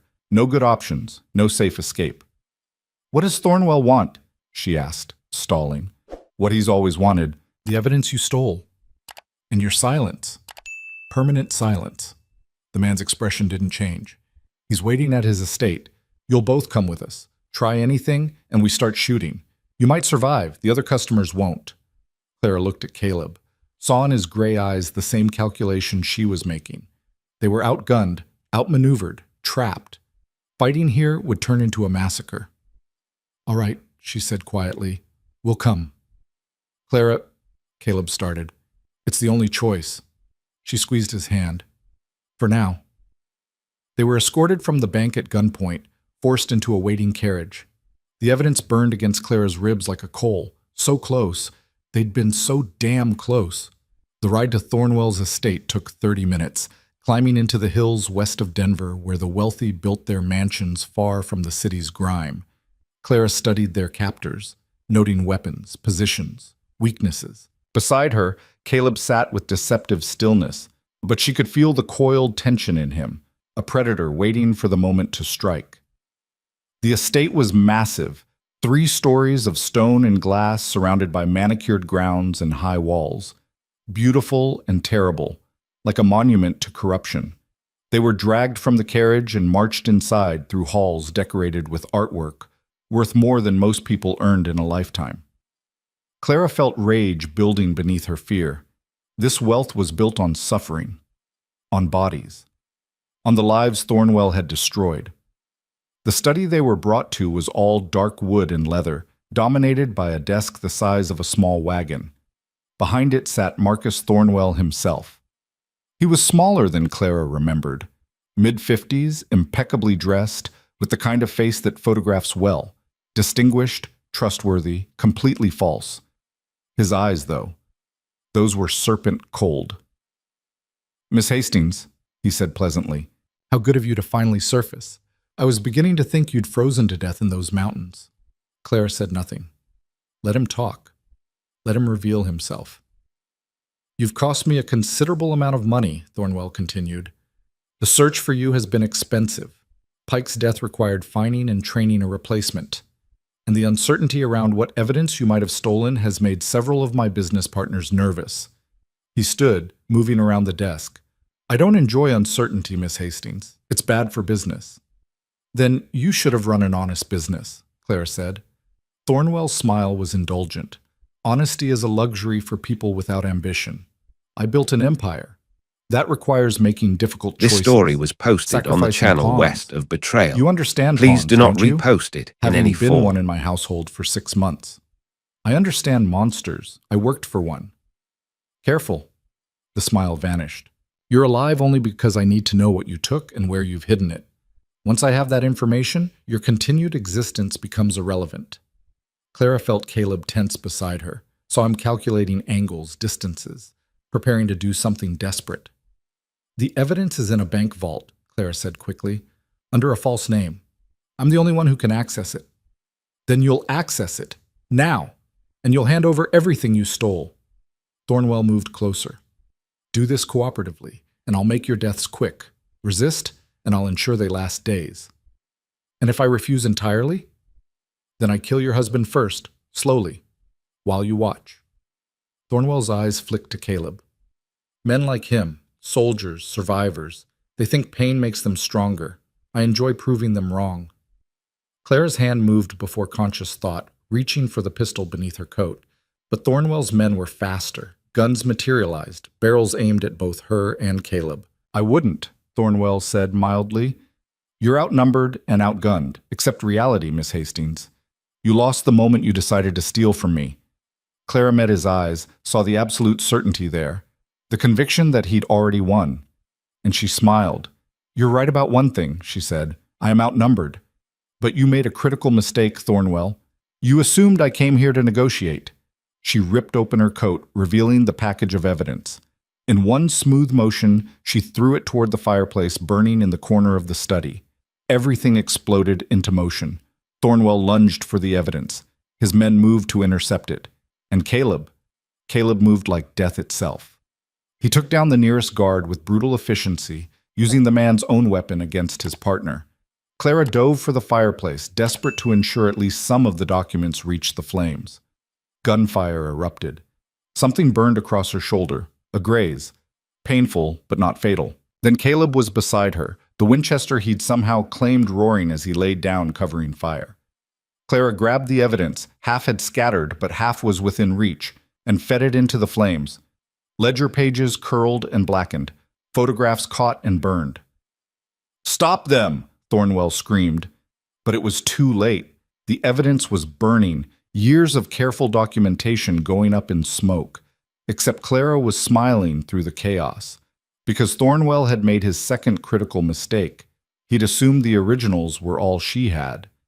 Looking for these? Clara pulled a second package from inside her dress. The originals. Everything you just watched burn? Copies. I made them weeks ago before I ever left Denver. Thornwell's face went white. And these originals? Clara continued, backing toward the window with Caleb providing cover. These are going to every newspaper, every federal office, every authority in the territory. By sunset tomorrow, everyone will know exactly what kind of monster you are. Kill them, Thornwell roared. Kill them both now! The guards opened fire. Caleb returned it, each shot precise and deadly. Clara threw herself through the window in an explosion of glass, hitting the ground outside in a roll that drove the air from her lungs. Caleb came through a heartbeat later, landing beside her. They ran. Behind them, Thornwell's estate erupted into chaos. Men poured from every entrance, armed and hunting. Bullets kicked up dirt around Clara's feet. She could hear shouting, barking dogs, the sound of organized pursuit. The stables! Caleb pointed toward a building on the estate's eastern edge. We need horses! They sprinted across the manicured grounds, dodging gunfire and searching spotlight beams. Clara's lungs burned. Her wounded shoulder screamed, but she kept moving, driven by desperate need to survive. The stables held a dozen horses, all prime stock. Caleb had 2 saddled in under a minute, his hands moving with practiced speed despite the chaos exploding around them. Go! He shouted, boosting Clara onto a black mare. Ride hard for the city! They exploded from the stables at a full gallop, horses' hooves tearing up the carefully maintained grounds. Behind them, Thornwell's men scrambled to mount their own pursuit. The chase became a nightmare blur of speed and terror. They raced down the hill toward Denver, Clara clinging to her horse with desperate strength while Caleb rode beside her, occasionally twisting to fire back at their pursuers. The city rose before them like salvation, crowded streets where open gunfire would be impossible. They hit the edge of town at full speed, scattering pedestrians and causing general chaos. Clara's horse was flagging, foam flying from its mouth. Beside her, Caleb's mount was in similar condition. "We can't keep this pace," Clara shouted over the thunder of hooves. "Don't have to." Caleb pointed ahead. "The newspaper office." "There." He was right. The Denver Chronicle's building loomed ahead, its printing presses visible through ground floor windows. Clara understood immediately. They couldn't outrun Thornwell's men forever, but they could make the evidence public before they were caught. They dismounted at a dead run, crashing through the Chronicle's front entrance with Thornwell's gunmen visible a block behind them. "Editor!" Caleb roared. "Where's your editor?" A man emerged from a back office, middle-aged and ink-stained. "What in blazes?" Clara thrust the evidence package at him. "Marcus Thornwell. Trafficking, murder, corruption. Everything you need to destroy him. Print it. All of it. Tonight." "I can't just... They're going to kill us." Clara grabbed his collar. "Print it or our deaths mean nothing. Please." The editor looked at her desperate face, then at the package, then at the armed men now entering his building. "Back room," he said quickly. "Both of you. Now." They ran. The back room led to a rear exit, which opened into an alley. Behind them, gunfire erupted inside the Chronicle office. Thornwell's men had reached it. Clara prayed the editor had hidden the evidence before they arrived. "This way." Caleb pulled her into the maze of Denver's back alleys, dodging through service entrances and maintenance passages. They could hear pursuit echoing off the brick walls, but the narrow spaces and sharp turns gave them advantage, until they hit the dead end. A solid brick wall rose before them, too high to climb. Behind them, footsteps approached. They were trapped. Caleb pulled Clara behind him, Winchester raised, preparing to make their last stand in a Denver alley. Then the wall opened. A hidden door, cleverly disguised as solid brick, swung inward. An elderly Chinese woman stood in the opening, gesturing urgently. "Inside, quickly!" They didn't hesitate. The woman closed the door behind them, and they found themselves in a network of tunnels Clara had never known existed, passages running beneath Denver's streets, connecting buildings and businesses in a hidden web. "Follow me," the woman said, moving with surprising speed through the darkness. "Thornwell's men cannot find you here." "Who are you?" Clara gasped. "Someone who also suffered under Marcus Thornwell's empire. Someone who has waited years for his destruction." She glanced back. "The evidence you gave to the Chronicle. Is it enough?" "More than enough." "Good. Then you will survive to see justice done. This way." She led them through the tunnels for what felt like hours, finally emerging in a building on Denver's south side, a boarding house run by Chinese immigrants who asked no questions and offered sanctuary. "Stay here tonight," the woman said. "Tomorrow, when the newspapers print what you have given them, the city will demand answers. Thornwell will fall, and you will be safe to emerge." Clara collapsed onto a narrow bed, every muscle trembling with exhaustion and adrenaline. Beside her, Caleb checked and rechecked their weapons, his face hard. "We did it," Clara whispered. "The evidence is out. Even if Thornwell finds us now, it's too late to suppress it." "We're not safe yet," Caleb said, but his hand found hers, gripping tight. "But we're alive. And tomorrow, we'll see that bastard burn." They spent that night holding each other in the darkness, listening to Denver's sounds beyond the walls, waiting for dawn and whatever justice it would bring. Dawn broke over Denver like a reckoning. Clara woke to the sound of newsboys shouting in the streets below, their voices carrying the headlines that would destroy an empire. She moved to the window, careful to stay hidden behind the curtain, and watched as the city came alive with scandal. Extra, extra. Marcus Thornwell exposed. Corruption. Murder. Trafficking. The words echoed through the morning air, repeated on every corner, spreading like wildfire through a city that had unknowingly harbored a monster in its midst. Clara felt something tight in her chest loosen, relief so profound it brought tears to her eyes. "It's done," she whispered. Behind her, Caleb stirred from the chair where he'd kept watch through the night. His eyes were red-rimmed from lack of sleep, but alert. Dangerous. Done isn't the same as safe. Thornwell's still out there. Not for long. Clara turned from the window. Listen to them. The whole city knows now. He can't suppress this. This story was Can't buy his posted way on out. the channel west The evidence of is too betrayal. damning. Please do A not knock at the door repost made it them in both any form. freeze. Caleb's hand went to his Winchester. Clara positioned herself behind him, pistol drawn. Who is it? Caleb called. Li Mei. I bring news. The elderly Chinese woman who'd saved them entered carrying a newspaper. The headline screamed in bold type, Thornwell Empire built on blood and corruption. Beneath it, photographs Clara had risked everything to capture. Bodies, warehouses, evidence that couldn't be denied or explained away. The federal marshals came at first light, Li Mei said, arrested him at his estate. He is in custody now, along with 6 of his associates. She smiled grimly. The city demands justice. Even his paid officials cannot protect him anymore. Clara sank onto the bed, overwhelmed. It's really over? The danger to the city, yes. The danger to you. Li Mei's expression darkened. Thornwell still has men loyal to him. Men who will seek revenge even while he sits in a cell. You cannot stay in Denver. We weren't planning to, Caleb said. Soon as it's safe to move, we're leaving. Where will you go? Clara and Caleb exchanged a look. They hadn't discussed it explicitly, but the answer lived in the space between them, written in months of shared survival, in the cabin that had witnessed their transformation, in the mountains that had forged them into something stronger than either had been alone.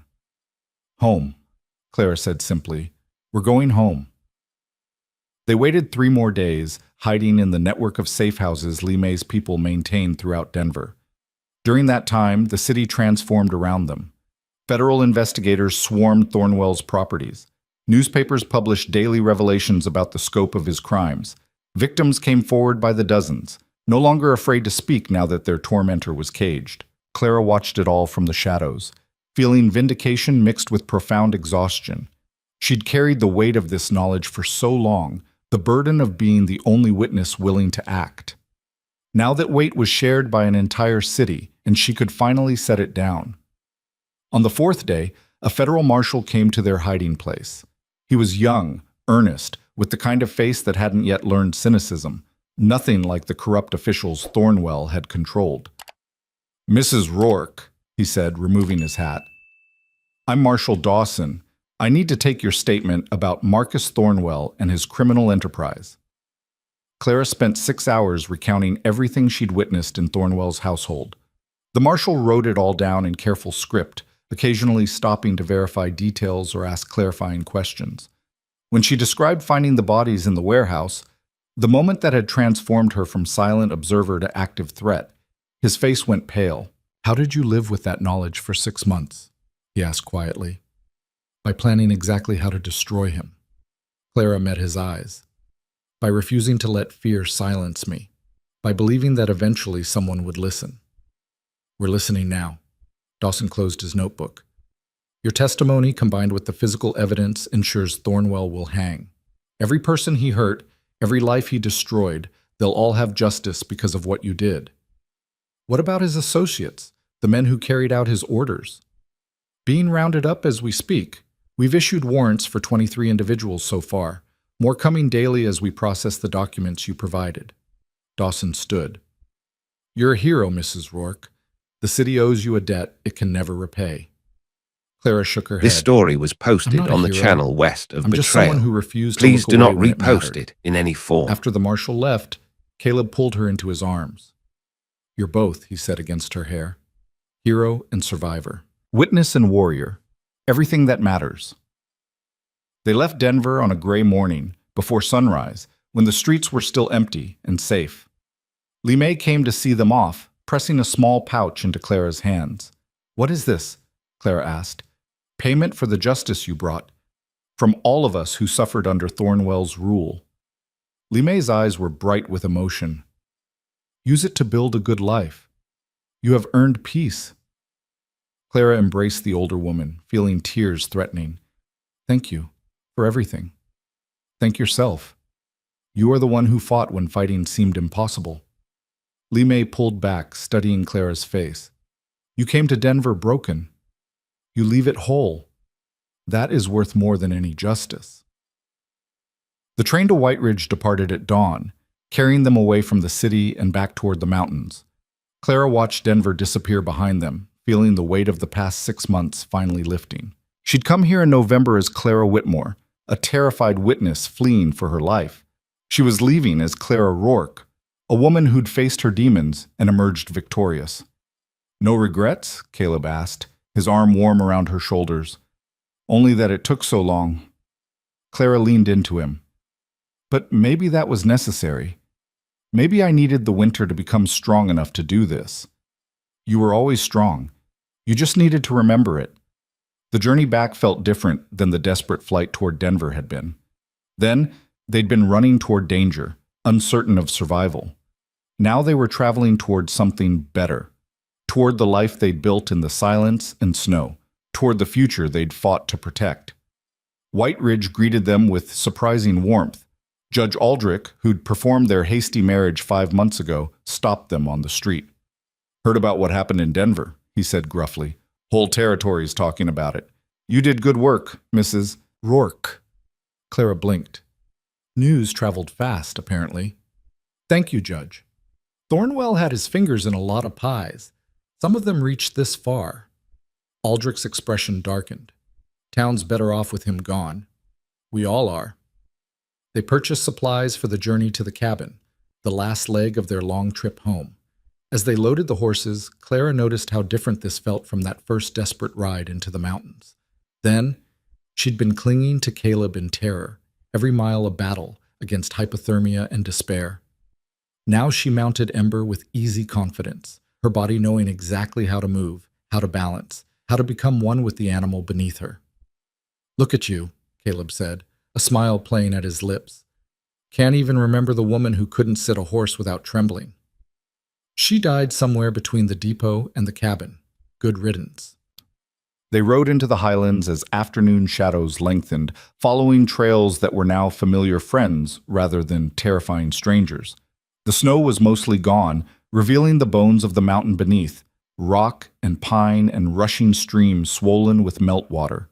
Spring was transforming the landscape, painting it green and alive. But as they climbed higher, as they approached the final ridge before their valley, Clara noticed something wrong. Smoke. Too much smoke. "Caleb?"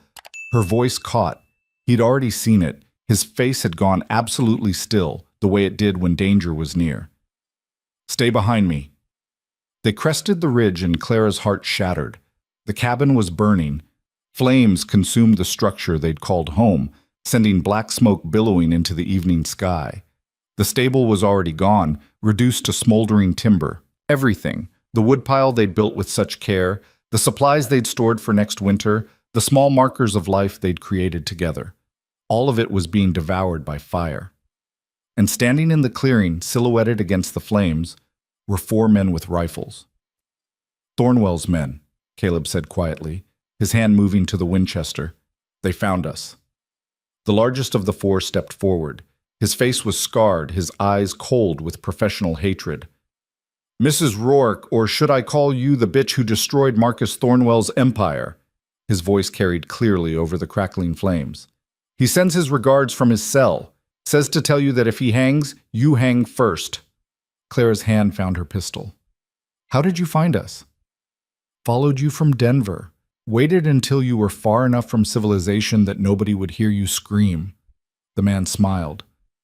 "Burned your home as a courtesy. Wanted you to understand what loss feels like before you die." 4 against 2, Caleb said, his voice eerily calm. "You sure those are good odds?" "Good enough. You're a trapper, not a soldier.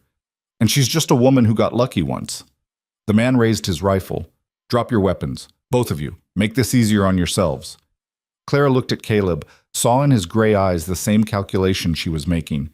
They could surrender and die slowly, or they could fight and probably die quickly.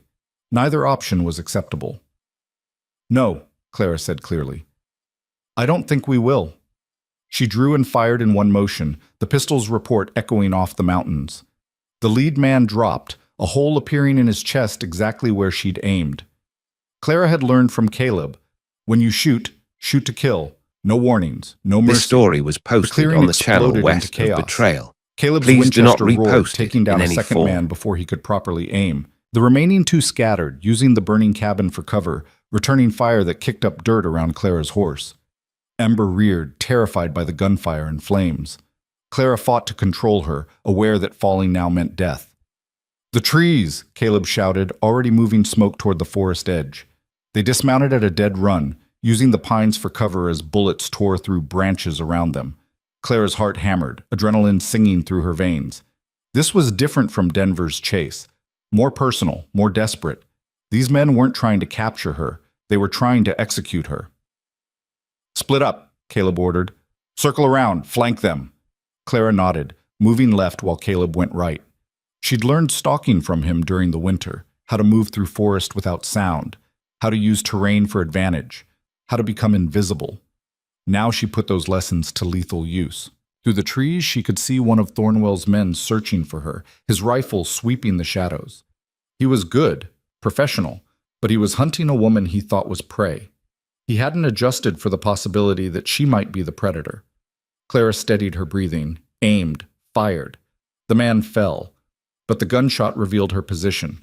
The last of Thornwell's hired killers opened fire, bullets chewing through the pine tree Clara crouched behind. Splinters exploded around her. She pressed herself flat, knowing she was pinned. Then Caleb's rifle spoke from the other side of the clearing. The final man dropped, Caleb's shot clean and precise. Silence fell over the burning homestead, broken only by the crackle of flames consuming everything they'd built. Clara emerged from the trees on shaking legs. Caleb was already checking the bodies, ensuring none of Thornwell's men were still breathing. His face was hard, closed off, the expression of someone who'd killed and felt nothing about it except grim satisfaction. "It's done," he said flatly. "They're all dead." Clara nodded, unable to speak past the tightness in her throat. She turned toward the cabin, what remained of it. The fire was dying now, having consumed everything burnable. All that remained were stone foundations and ash, the skeleton of a home that had witnessed her transformation. "Everything's gone," she whispered. Caleb moved beside her, his hand finding hers. "Not everything. We're still here. But the cabin can be rebuilt, wood and stone, Clara, nothing more." He pulled her into his arms, his voice rough against her hair. "You're what matters. The rest is just shelter." Clara pressed her face against his chest, feeling tears finally break free. She'd survived Thornwell, survived the winter, survived armed men trying to murder her in her own clearing. But watching her home burn, the place where she'd learned to be strong, where she'd fallen in love, where she'd become someone worth being, it broke something in her that violence couldn't touch. "I'm sorry," she gasped. "This is my fault. They came here because of me, because of what I did." "No." Caleb's arms tightened. "They came here because Thornwell is a monster who can't accept defeat. Because evil doesn't surrender just because it's caged." He pulled back to look at her face. "But they failed. You're alive. I'm alive. And that bastard in his cell knows he couldn't break us even with his freedom gone." Clara looked up at him through tears, seeing the truth in his eyes. They'd lost the cabin, but kept their lives. Lost shelter, but found something more valuable. Proof that what they'd built together was stronger than any structure. This more story permanent was than posted walls on and the roof. channel west of Betrayal. "What do we do now?" Please do not she asked. repost it in any Caleb form. studied the burning ruins, his jaw set with determination. "We survive. Same as we always have. There's a cave system half a mile north. I've used it before for emergency shelter. We'll camp there tonight, then in the morning we decide whether to rebuild here or somewhere else." He turned back to her. "But Clara, understand, wherever we go, whatever we build, we do it together. That's not changing." They buried Thornwell's men in shallow graves at the clearing's edge, marking them only with cairns of stone. Clara felt nothing as she worked, no guilt, no remorse. These men had chosen to serve evil for money, had chosen to burn her home and hunt her like an animal. Their deaths were justice, quick and clean. The cave Caleb led her to was small but dry, tucked into a cliff face that provided shelter from wind and rain. He built a fire at the entrance while Clara tended their horses, ensuring smoke and ember were secured and fed. The simple tasks grounded her, brought her back from the edge of overwhelming loss. That night, wrapped in blankets with Caleb's warmth beside her, Clara stared into the fire and tried to process everything that had happened. "Do you think there'll be more?" she asked quietly. "More of Thornwell's men coming for revenge?" "Maybe. Probably, at first." Caleb's voice was thoughtful. "But Thornwell's empire is collapsing. Without him coordinating things, his network will fragment. Eventually, his loyal men will realize there's no profit in revenge, no future in serving a dead man's grudges. So we just wait? Hope they give up before they find us? We stay alert, stay armed, stay ready." He shifted to look at her. "And we live, Clara. We don't let fear steal what we fought for. That's how Thornwell wins, even from a cell, by making us too afraid to claim the life we deserve." Clara absorbed this, feeling the wisdom in his words. She'd spent 6 months hiding in these mountains, becoming strong. She wasn't going to spend the rest of her life hiding from shadows. "Then we rebuild," she said firmly. "Right here, in this valley. We rebuild the cabin, stronger than before. We plant roots so deep that nothing can tear them out. And we live exactly the way we want to, without apology or fear." Caleb smiled, a rare, genuine expression that transformed his weathered face. "That's my wife talking. The woman who killed wolves and survived winters and destroyed empires." He kissed her, slow and deep. "I love you, Clara Rourke. Should have said it weeks ago, but I'm saying it now." Clara's breath caught. They'd shown their feelings through actions all winter, through the way they protected each other, trusted each other, built a life together in impossible conditions. But hearing the words spoken aloud made it real in a different way. "I love you too," she whispered. "Loved you since you taught me to split wood without losing my fingers. Since you kept me alive when I had no business surviving. Since you looked at me and saw someone worth fighting for."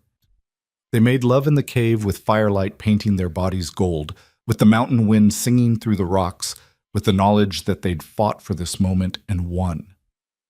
When Clara finally slept, wrapped in Caleb's arms with his heartbeat steady beneath her ear, she dreamed not of burning cabins or dead men, but of spring mornings and new beginnings. Dawn revealed the scope of their loss in harsh detail. The cabin was a blackened ruin, nothing salvageable except the stone chimney standing like a monument to what had been. The stable was similarly destroyed. Even the woodpile they'd so carefully built had been scattered and burned, months of work reduced to ash. But as Clara surveyed the damage in morning light, she felt something unexpected stirring in her chest. Not despair, determination. "The foundation's still good," Caleb said, moving through the ruins with a critical eye. "Chimney's intact. We can use what's left as the base for something better." "How long will it take? To rebuild? With just the two of us? 4 months, maybe 5. Faster if we can hire help from White Ridge once word spreads about what happened." He turned to her. "But Clara, we don't have to do this. We could go anywhere, build somewhere safer, closer to civilization." Clara shook her head. "This valley is ours. We claimed it with blood and winter and love. I won't surrender it to dead men's revenge." She moved to stand beside him, looking at the ruins with new eyes. "Besides, we know how to survive here, know which trees give the best timber, where the water runs cleanest, how to read the weather. Starting over somewhere new means learning everything again." "Fair enough." Caleb squeezed her hand. "Then we start today. First priority is shelter, a temporary structure to live in while we rebuild the main cabin. Then we work on permanent construction, bit by bit, until we have something even better than before." They spent that day clearing debris and salvaging what little had survived. The iron stove was damaged but repairable. Several tools had been in the stable and were now melted or warped beyond use. But Caleb's essential equipment, his traps, his hunting gear, much of his ammunition, had been stored in a separate cache built into the cliff face, untouched by the fire. "You planned for this," Clara realized. "For disaster. Always plan for disaster in the mountains. It's the only way to survive when disaster arrives." He handed her an undamaged axe. "Which is why we'll build the new cabin with multiple caches, storage hidden in different locations so one fire can't destroy everything we own." They worked through the week with relentless focus, building a temporary shelter from salvaged timber and pine boughs. It was crude, barely weatherproof, but it provided basic protection while they planned the permanent structure. At night, exhausted from physical labor, they lay together and designed their future. Bigger, Clara said. The old cabin was too small. We need proper storage, separate sleeping quarters, maybe even a small workshop. And better defense, Caleb added. Reinforced walls, multiple exits, clear sight lines to the forest edge. He paused. We'll build it like a fortress. Beautiful, but deadly if threatened. How long before Thornwell hangs? Marshal Dawson said the trial would be swift. Federal charges, overwhelming evidence. 3 months, maybe 4. Caleb's voice was grim. Until then, we assume his men might still come. We stay armed, stay alert, trust nothing. But the weeks passed without further attack. Spring deepened into early summer. The valley exploded with wildflowers and new growth. And slowly, timber by timber, stone by stone, their new home took shape. It was larger than the original cabin, 2 rooms instead of 1, with a proper loft and a stone foundation that would last generations. They built it with knowledge earned through winter's hardships, incorporating everything they'd learned about mountain survival. The walls were thick, insulated with moss and clay. The roof was steeply pitched to shed snow.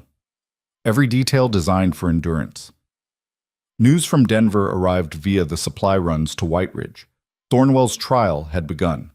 More victims were testifying daily. The evidence Clara had gathered was being presented piece by devastating piece. Public opinion had turned completely against him, the philanthropist revealed as a monster, the pillar of society exposed as its cancer. 2 months after the fire, Marshal Dawson himself rode into their valley, his presence announced by Caleb's warning whistle, a signal they'd developed for visitors. Mrs. Rourke, Mr. Rourke. Dawson dismounted, looking impressed at the construction happening around him. You're rebuilding. Good to see. What brings you all the way up here, Marshal? Clara asked, wiping sawdust from her hands. Wanted to deliver the news personally. Marcus Thornwell was convicted on 47 counts, including murder, trafficking, and corruption. He was sentenced to hang. Dawson's expression was satisfied. Execution is scheduled for next week. Thought you'd want to know. Clara felt something tight in her chest release. It's really over? It's over. Thornwell's associates are either in prison or fled the territory. His business empire has been dismantled, assets seized to compensate victims. Everything he built is gone. Dawson studied her face. You did that, Mrs. Rourke. Your courage started it all. I just refused to stay silent, Clara said quietly. The rest, the justice, the convictions, that was everyone who believed the evidence and acted on it. Still, the territory owes you a debt. Dawson reached into his coat and withdrew a leather pouch. This is compensation from Thornwell's seized assets. Your share for the suffering you endured and the risks you took. He pressed it into Clara's hands. It's not enough. Could never be enough. But it's something. Clara opened the pouch and her eyes widened. More money than she'd seen in her life. Enough to rebuild the cabin 3 times over. Enough to live comfortably for years.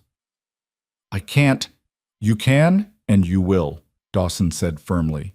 Use it to build something good, something that lasts. That's the best revenge against men like Thornwell, living well despite everything they tried to destroy. After the marshal left, Clara sat with the pouch in her lap, feeling the weight of it. Blood money, in a sense. Payment for the hell she'd endured in Thornwell's household, for the This winter of story hiding, was posted on the for the channel home that had west of burned. Betrayal. Please What do not should we do with repost it in any she asked form. Caleb. He thought for a long moment. Finish the cabin properly. Buy quality materials instead of making do. Get livestock, chickens, maybe a cow. Build something sustainable that doesn't require constant trips to White Ridge. He paused. And save the rest. For the future. For children, if we're fortunate enough. Clara's hand moved to her stomach, wondering. They hadn't been careful through the winter and spring. If there was a child growing inside her, it would be born into a rebuilt home, into a world where Thornwell's shadow no longer darkened the sun. Children, she repeated softly. I like that future. The cabin was completed by late summer, its timber golden and fresh, its stone chimney rising proud against the mountain sky. They'd built it with their own hands, every board placed with care, every stone chosen for strength. It was more than shelter. It was a declaration. A promise that they would endure, would build, would create life in a place that had tried to kill them. The day they moved in, Clara stood in the main room and felt tears threatening again. But these were different from the tears she'd shed watching the old cabin burn. These were tears of homecoming. "It's beautiful," she whispered. "It's ours," Caleb corrected. "Built with our hands, our sweat, our refusal to surrender." He pulled her into his arms.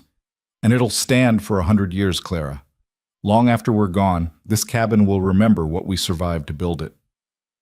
That night, they christened their new home properly, making love in their new bed, in their new room, in the structure they'd raised from ash and determination.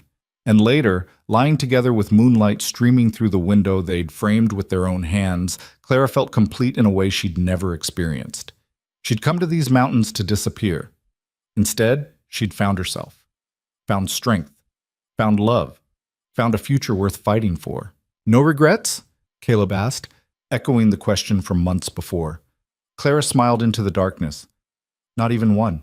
The telegram arrived 3 weeks later, delivered by a White Ridge boy who'd ridden half a day into the mountains for the delivery fee Caleb had promised.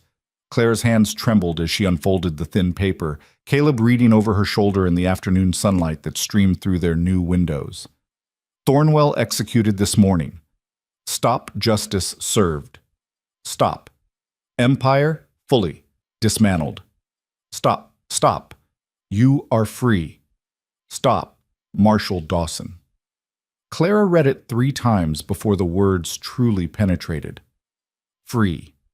After a year of running, hiding, fighting, she was finally, truly free. Thornwell was dead, his power broken, his threat extinguished as completely as the fire that had consumed their first cabin.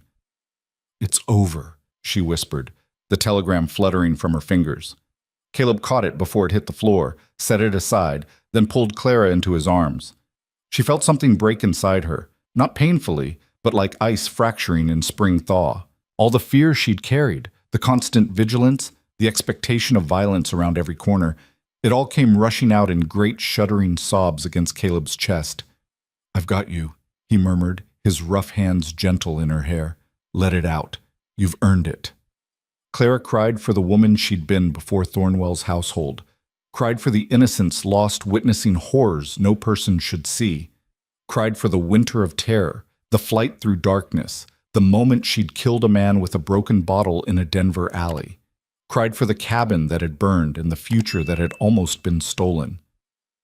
And finally, when the tears subsided, she cried with relief, because she'd survived, because evil had been punished, because the man holding her had taught her that strength wasn't the absence of fear, it was the refusal to let fear win.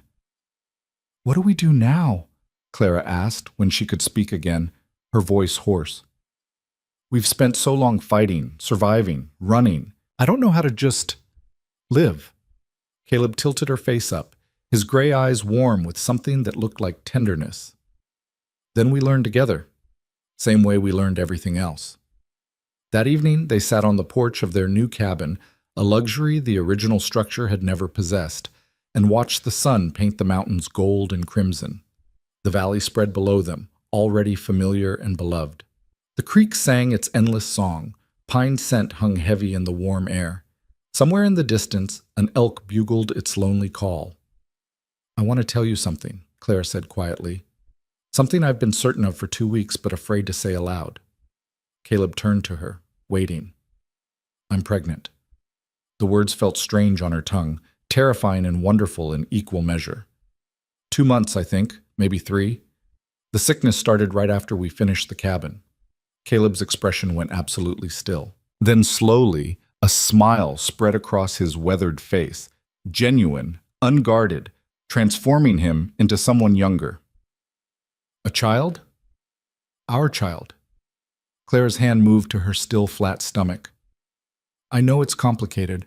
We're isolated up here, miles from medical help. I'll have to deliver with just you assisting, assuming everything goes well." "Everything will go well." Caleb's hand covered hers on her belly, warm and steady. "We've survived worse than childbirth. We'll survive this too. And then we'll have something even more precious than survival." "What's that?" legacy. Proof that we built something that outlasts us. His voice roughened with emotion. A child born from love instead of convenience. Raised in freedom instead of fear. That's what we fought for, Clara. That's what all of it was for. Clara leaned into him, feeling the truth of his words settle into her bones. They'd fought an empire and won, survived a winter that should have killed them. Built a home from ash and determination. Of course they could raise a child in these mountains. Of course they could create a future worth living. We'll need supplies, she said practically. Things for the baby, cloth for diapers, blankets, a proper cradle. We'll make a trip to White Ridge before the snow flies. Get everything we need and more. Caleb's hand tightened on hers. Our child will want for nothing, Clara, I promise you that. The months that followed took on a different quality, time measured not in survival tasks, but in preparation for new life. Caleb built a cradle from pine, sanding it smooth as glass so no splinters could harm tender skin. Clara sewed blankets and small clothes, her fingers remembering skills from a childhood that seemed a lifetime ago. Together they transformed a corner of their bedroom into a nursery, simple but filled with love. The mountain prepared for winter with its usual ruthless efficiency, but this year Clara felt no dread. She knew what was coming, knew how to survive it. The pantry was stocked with preserved food, the woodpile towered higher than necessary, and the cabin's thick walls promised warmth through the coldest months. In late October, they made their final trip to White Ridge before the passes closed. The town greeted them with surprising warmth. Word had spread about the woman who'd destroyed Thornwell's empire, and suddenly Clara was a frontier legend. People she'd never met thanked her for her courage. Women pressed gifts into her hands for the coming baby. Judge Aldrich bought them dinner and told stories about other mountain couples who'd raised families in isolation. You'll do fine, he assured Clara as they prepared to leave. Women have been having babies in these mountains since before there was a town. Nature knows what it's doing. And if nature needs help, Clara asked, then your husband will rise to the occasion. He's a survivor, Mrs. Rourke. That skill translates to more than just trapping and hunting. Aldrich's expression softened. Besides, you're a survivor too. Between the two of you, that child doesn't stand a chance of being anything less than extraordinary. They returned to their valley as the first serious snow began to fall, sealing them away from the outside world for the next 6 months. Clara felt the familiar closure of winter isolation, but this time it brought comfort rather than terror. This was their sanctuary, their kingdom, their perfect world carved from ice and stone. Do you ever miss it? She asked Caleb one evening as they sat by the fire, her belly round and prominent now.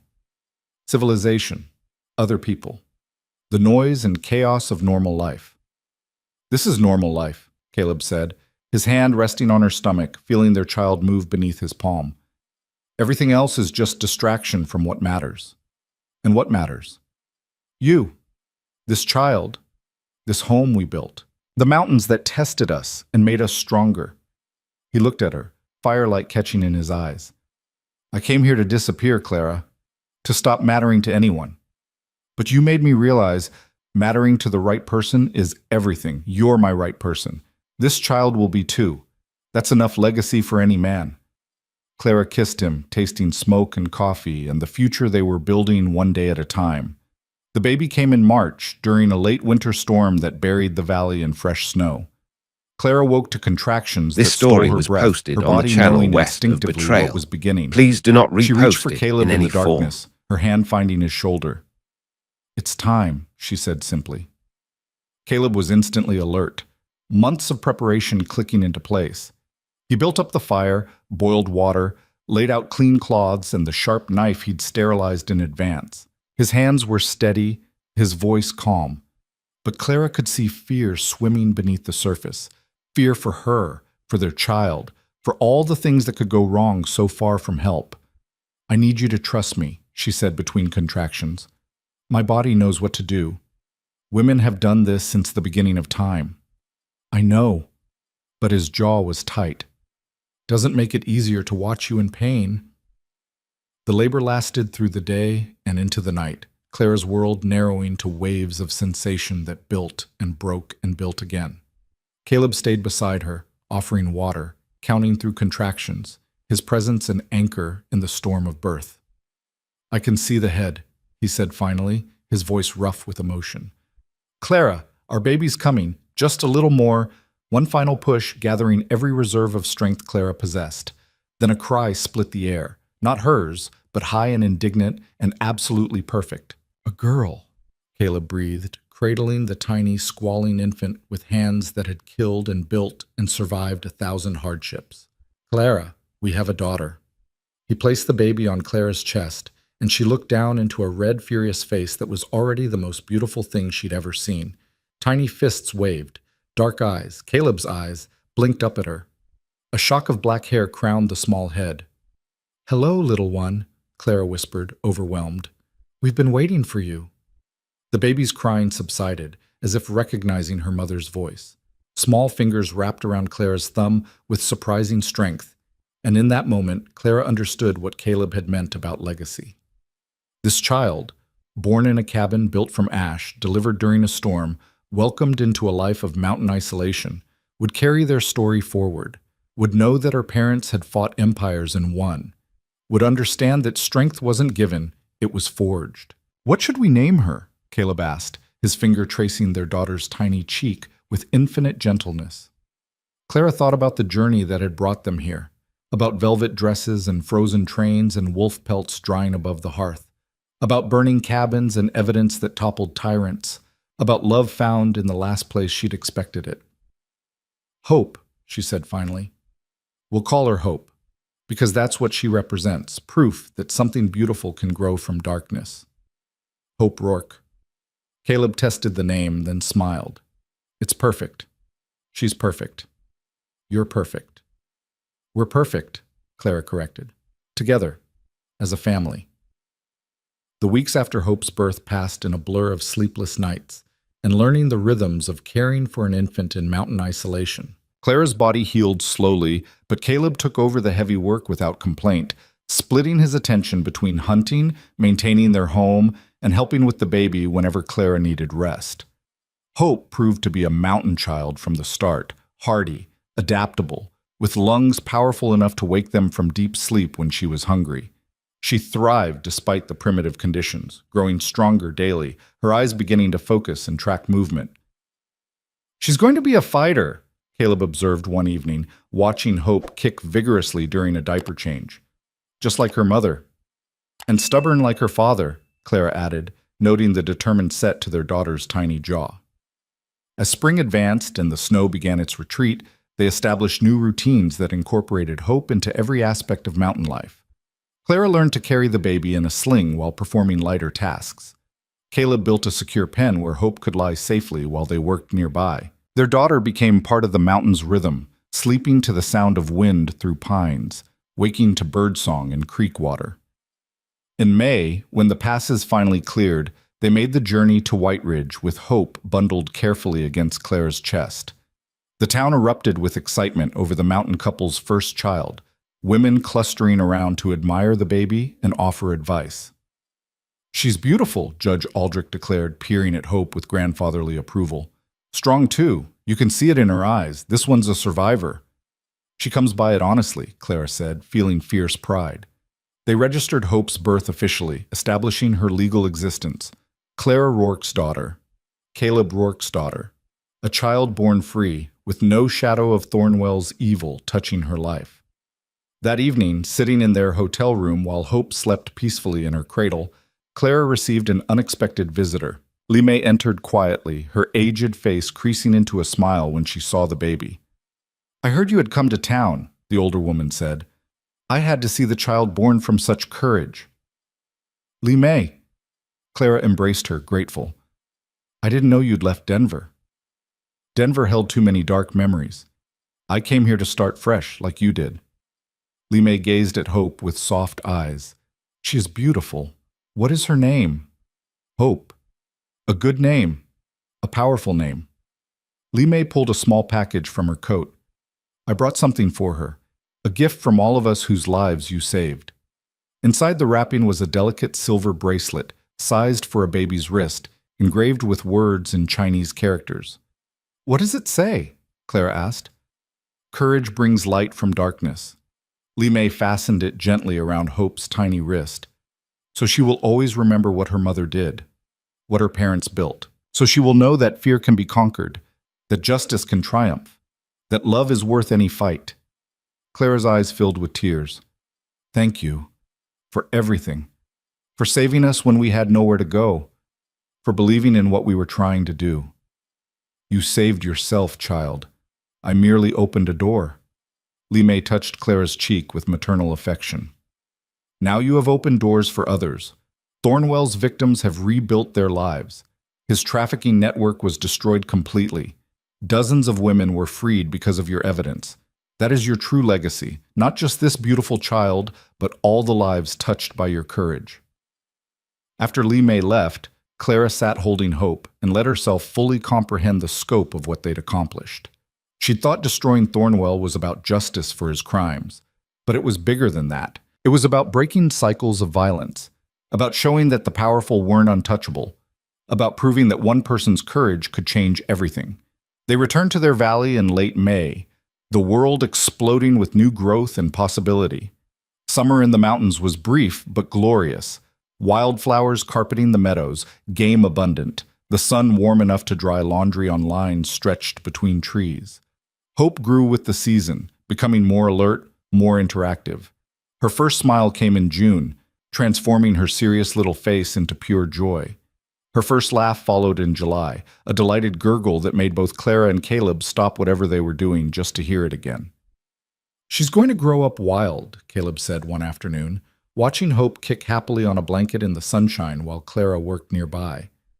No schools, no other children, just mountains and parents and isolation. Is that a concern? Clara asked.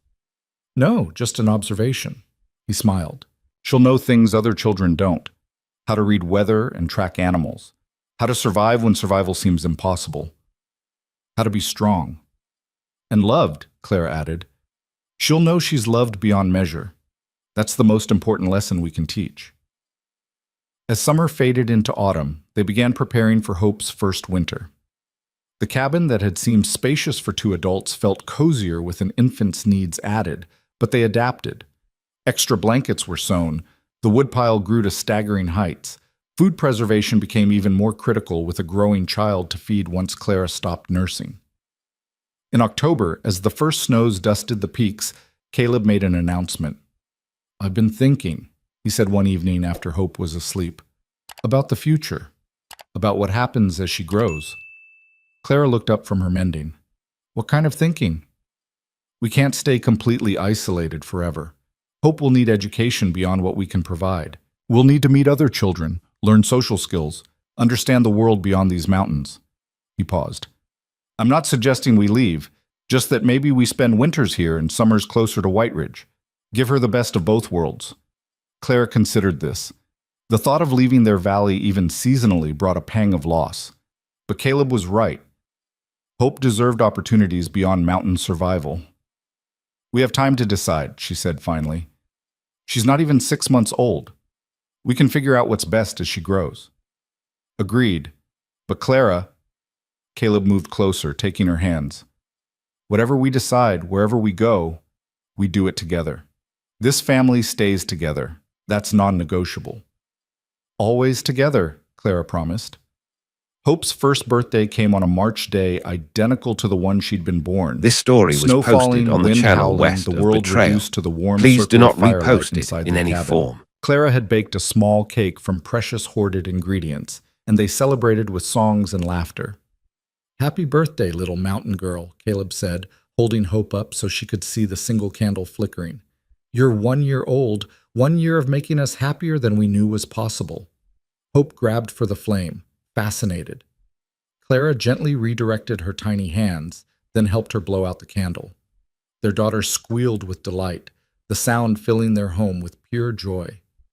That night, after Hope was asleep in her cradle, Clara and Caleb lay together in their bed and reflected on the year that had passed.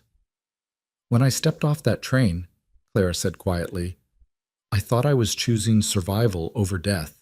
I didn't know I was choosing everything. Love, family, home, purpose, all of it. No regrets? Caleb asked, the question that had become their touchstone. Not even one. You? Only that I wasted 38 years being alone when I could have been searching for you." He pulled her closer. "But maybe that was necessary.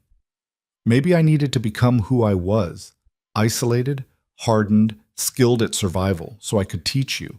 So together we could become something neither of us could have been alone." "We're good together," Clara agreed. "We're strong together. We're unstoppable together." The years that followed proved him right. They established a pattern of spending winters in their mountain valley and summers closer to White Ridge, where Hope could attend the small school and play with other children. It was a compromise that worked, giving their daughter education and socialization while preserving the mountain life that had made them who they were. Hope grew into a remarkable child, equally comfortable skinning rabbits and reading poetry, tracking deer, and solving arithmetic. She inherited Clara's determination and Caleb's practical skills, combined with a joy for living that belonged entirely to herself.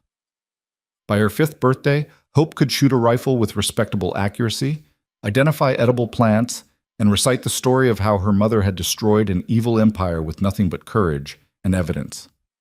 "Tell it again," she'd beg on winter nights, curled between her parents. "Tell how you fought the bad man." And Clara would tell it, never hiding the darkness but always emphasizing the triumph. How fear could be conquered, how justice could win, how love made you stronger than you'd ever be alone. Other children came, a son named James when Hope was 3, another daughter named Sarah 2 years later. Their cabin expanded to accommodate the growing family, rooms added as needed, the structure growing more permanent with each passing year. Caleb taught all his children mountain skills with patient thoroughness. Clara taught them reading and writing and critical thinking. Together, they raised children who understood both strength and compassion, survival and kindness, self-reliance and community. The story of what Clara had done became frontier legend, retold in White Ridge and towns beyond. Visitors sometimes made the journey to their valley, seeking to meet the woman who'd brought down Marcus Thornwell. Clara received them with quiet courtesy, but never claimed to be a hero. "I was just someone who refused to look away," she'd say, "who understood that silence makes you complicit in evil. Anyone with courage could have done the same." But Caleb would watch her with eyes that said differently, would see in her the woman who'd stepped off a train in velvet and terror and transformed into someone who could kill wolves and topple empires and raise children who would change the world in their own ways. 20 years after that first desperate winter, Clara stood on the porch of their cabin, now a sprawling structure that housed not just their immediate family, but occasionally visiting friends and the steady stream of people who sought refuge in the mountains. The valley spread below, unchanged by decades. The creek still sang, the pines still whispered, the mountains still stood eternal, witness to everything they'd built. Caleb joined her, his hair gray now, his face weathered by years of mountain sun and wind, but his eyes were still sharp, still warm when they looked at her. "What are you thinking?" he asked. "That I came here to disappear," Clara said, watching their grandchildren play in the meadow below, Hope's children, already showing the fierce independence of their mountain lineage. "And instead I found everything worth living for. We found it together. Always together." Clara leaned into him, feeling the solid strength that had anchored her through every storm. "No regrets?" "Not even one." They stood together as the sun set over the peaks, painting the snow gold and crimson. Two people who'd been broken by the world and healed by each other. Two survivors who'd built an empire of their own, not of money or power, but of love and family and the simple courage to keep building when everything burned down. In the valley below, their children's laughter rose like bells. Inside the cabin, dinner waited, a table surrounded by family, by warmth, by everything they'd fought to protect and preserve. This was their legacy. Not the empire they'd destroyed, but the one they'd built from ash and ice and unbreakable will. This was home. This was love. This was the future they'd earned. And it was perfect. The mountains stood witness as they always had, eternal and unchanging. But the lives lived within their embrace. Those changed everything. Clara and Caleb had proven that courage could triumph over evil, that love could grow in the coldest places, that two broken people could become whole together. Their story would be told for generations. The wrong bride who became the right wife, the isolated trapper who learned to love, The winter that forged them both into something stronger than either had been alone. And every time snow fell on their valley, every time wolves howled in the distance, every time fire crackled in the hearth they'd built with their own hands, the mountains would remember. Would remember the woman in velvet who became a warrior, the man who chose love over isolation, the family born from desperation and determination, and the simple refusal to surrender when surrender seemed inevitable. Would remember that some vows are written in gunpowder and blood, that some homes are built from ash and ice, that some loves burn bright enough to warm the coldest winter and outlast every storm. This was their story. This was their triumph. This was the life they'd chosen and fought for and won. And it was enough. More than enough. It was everything.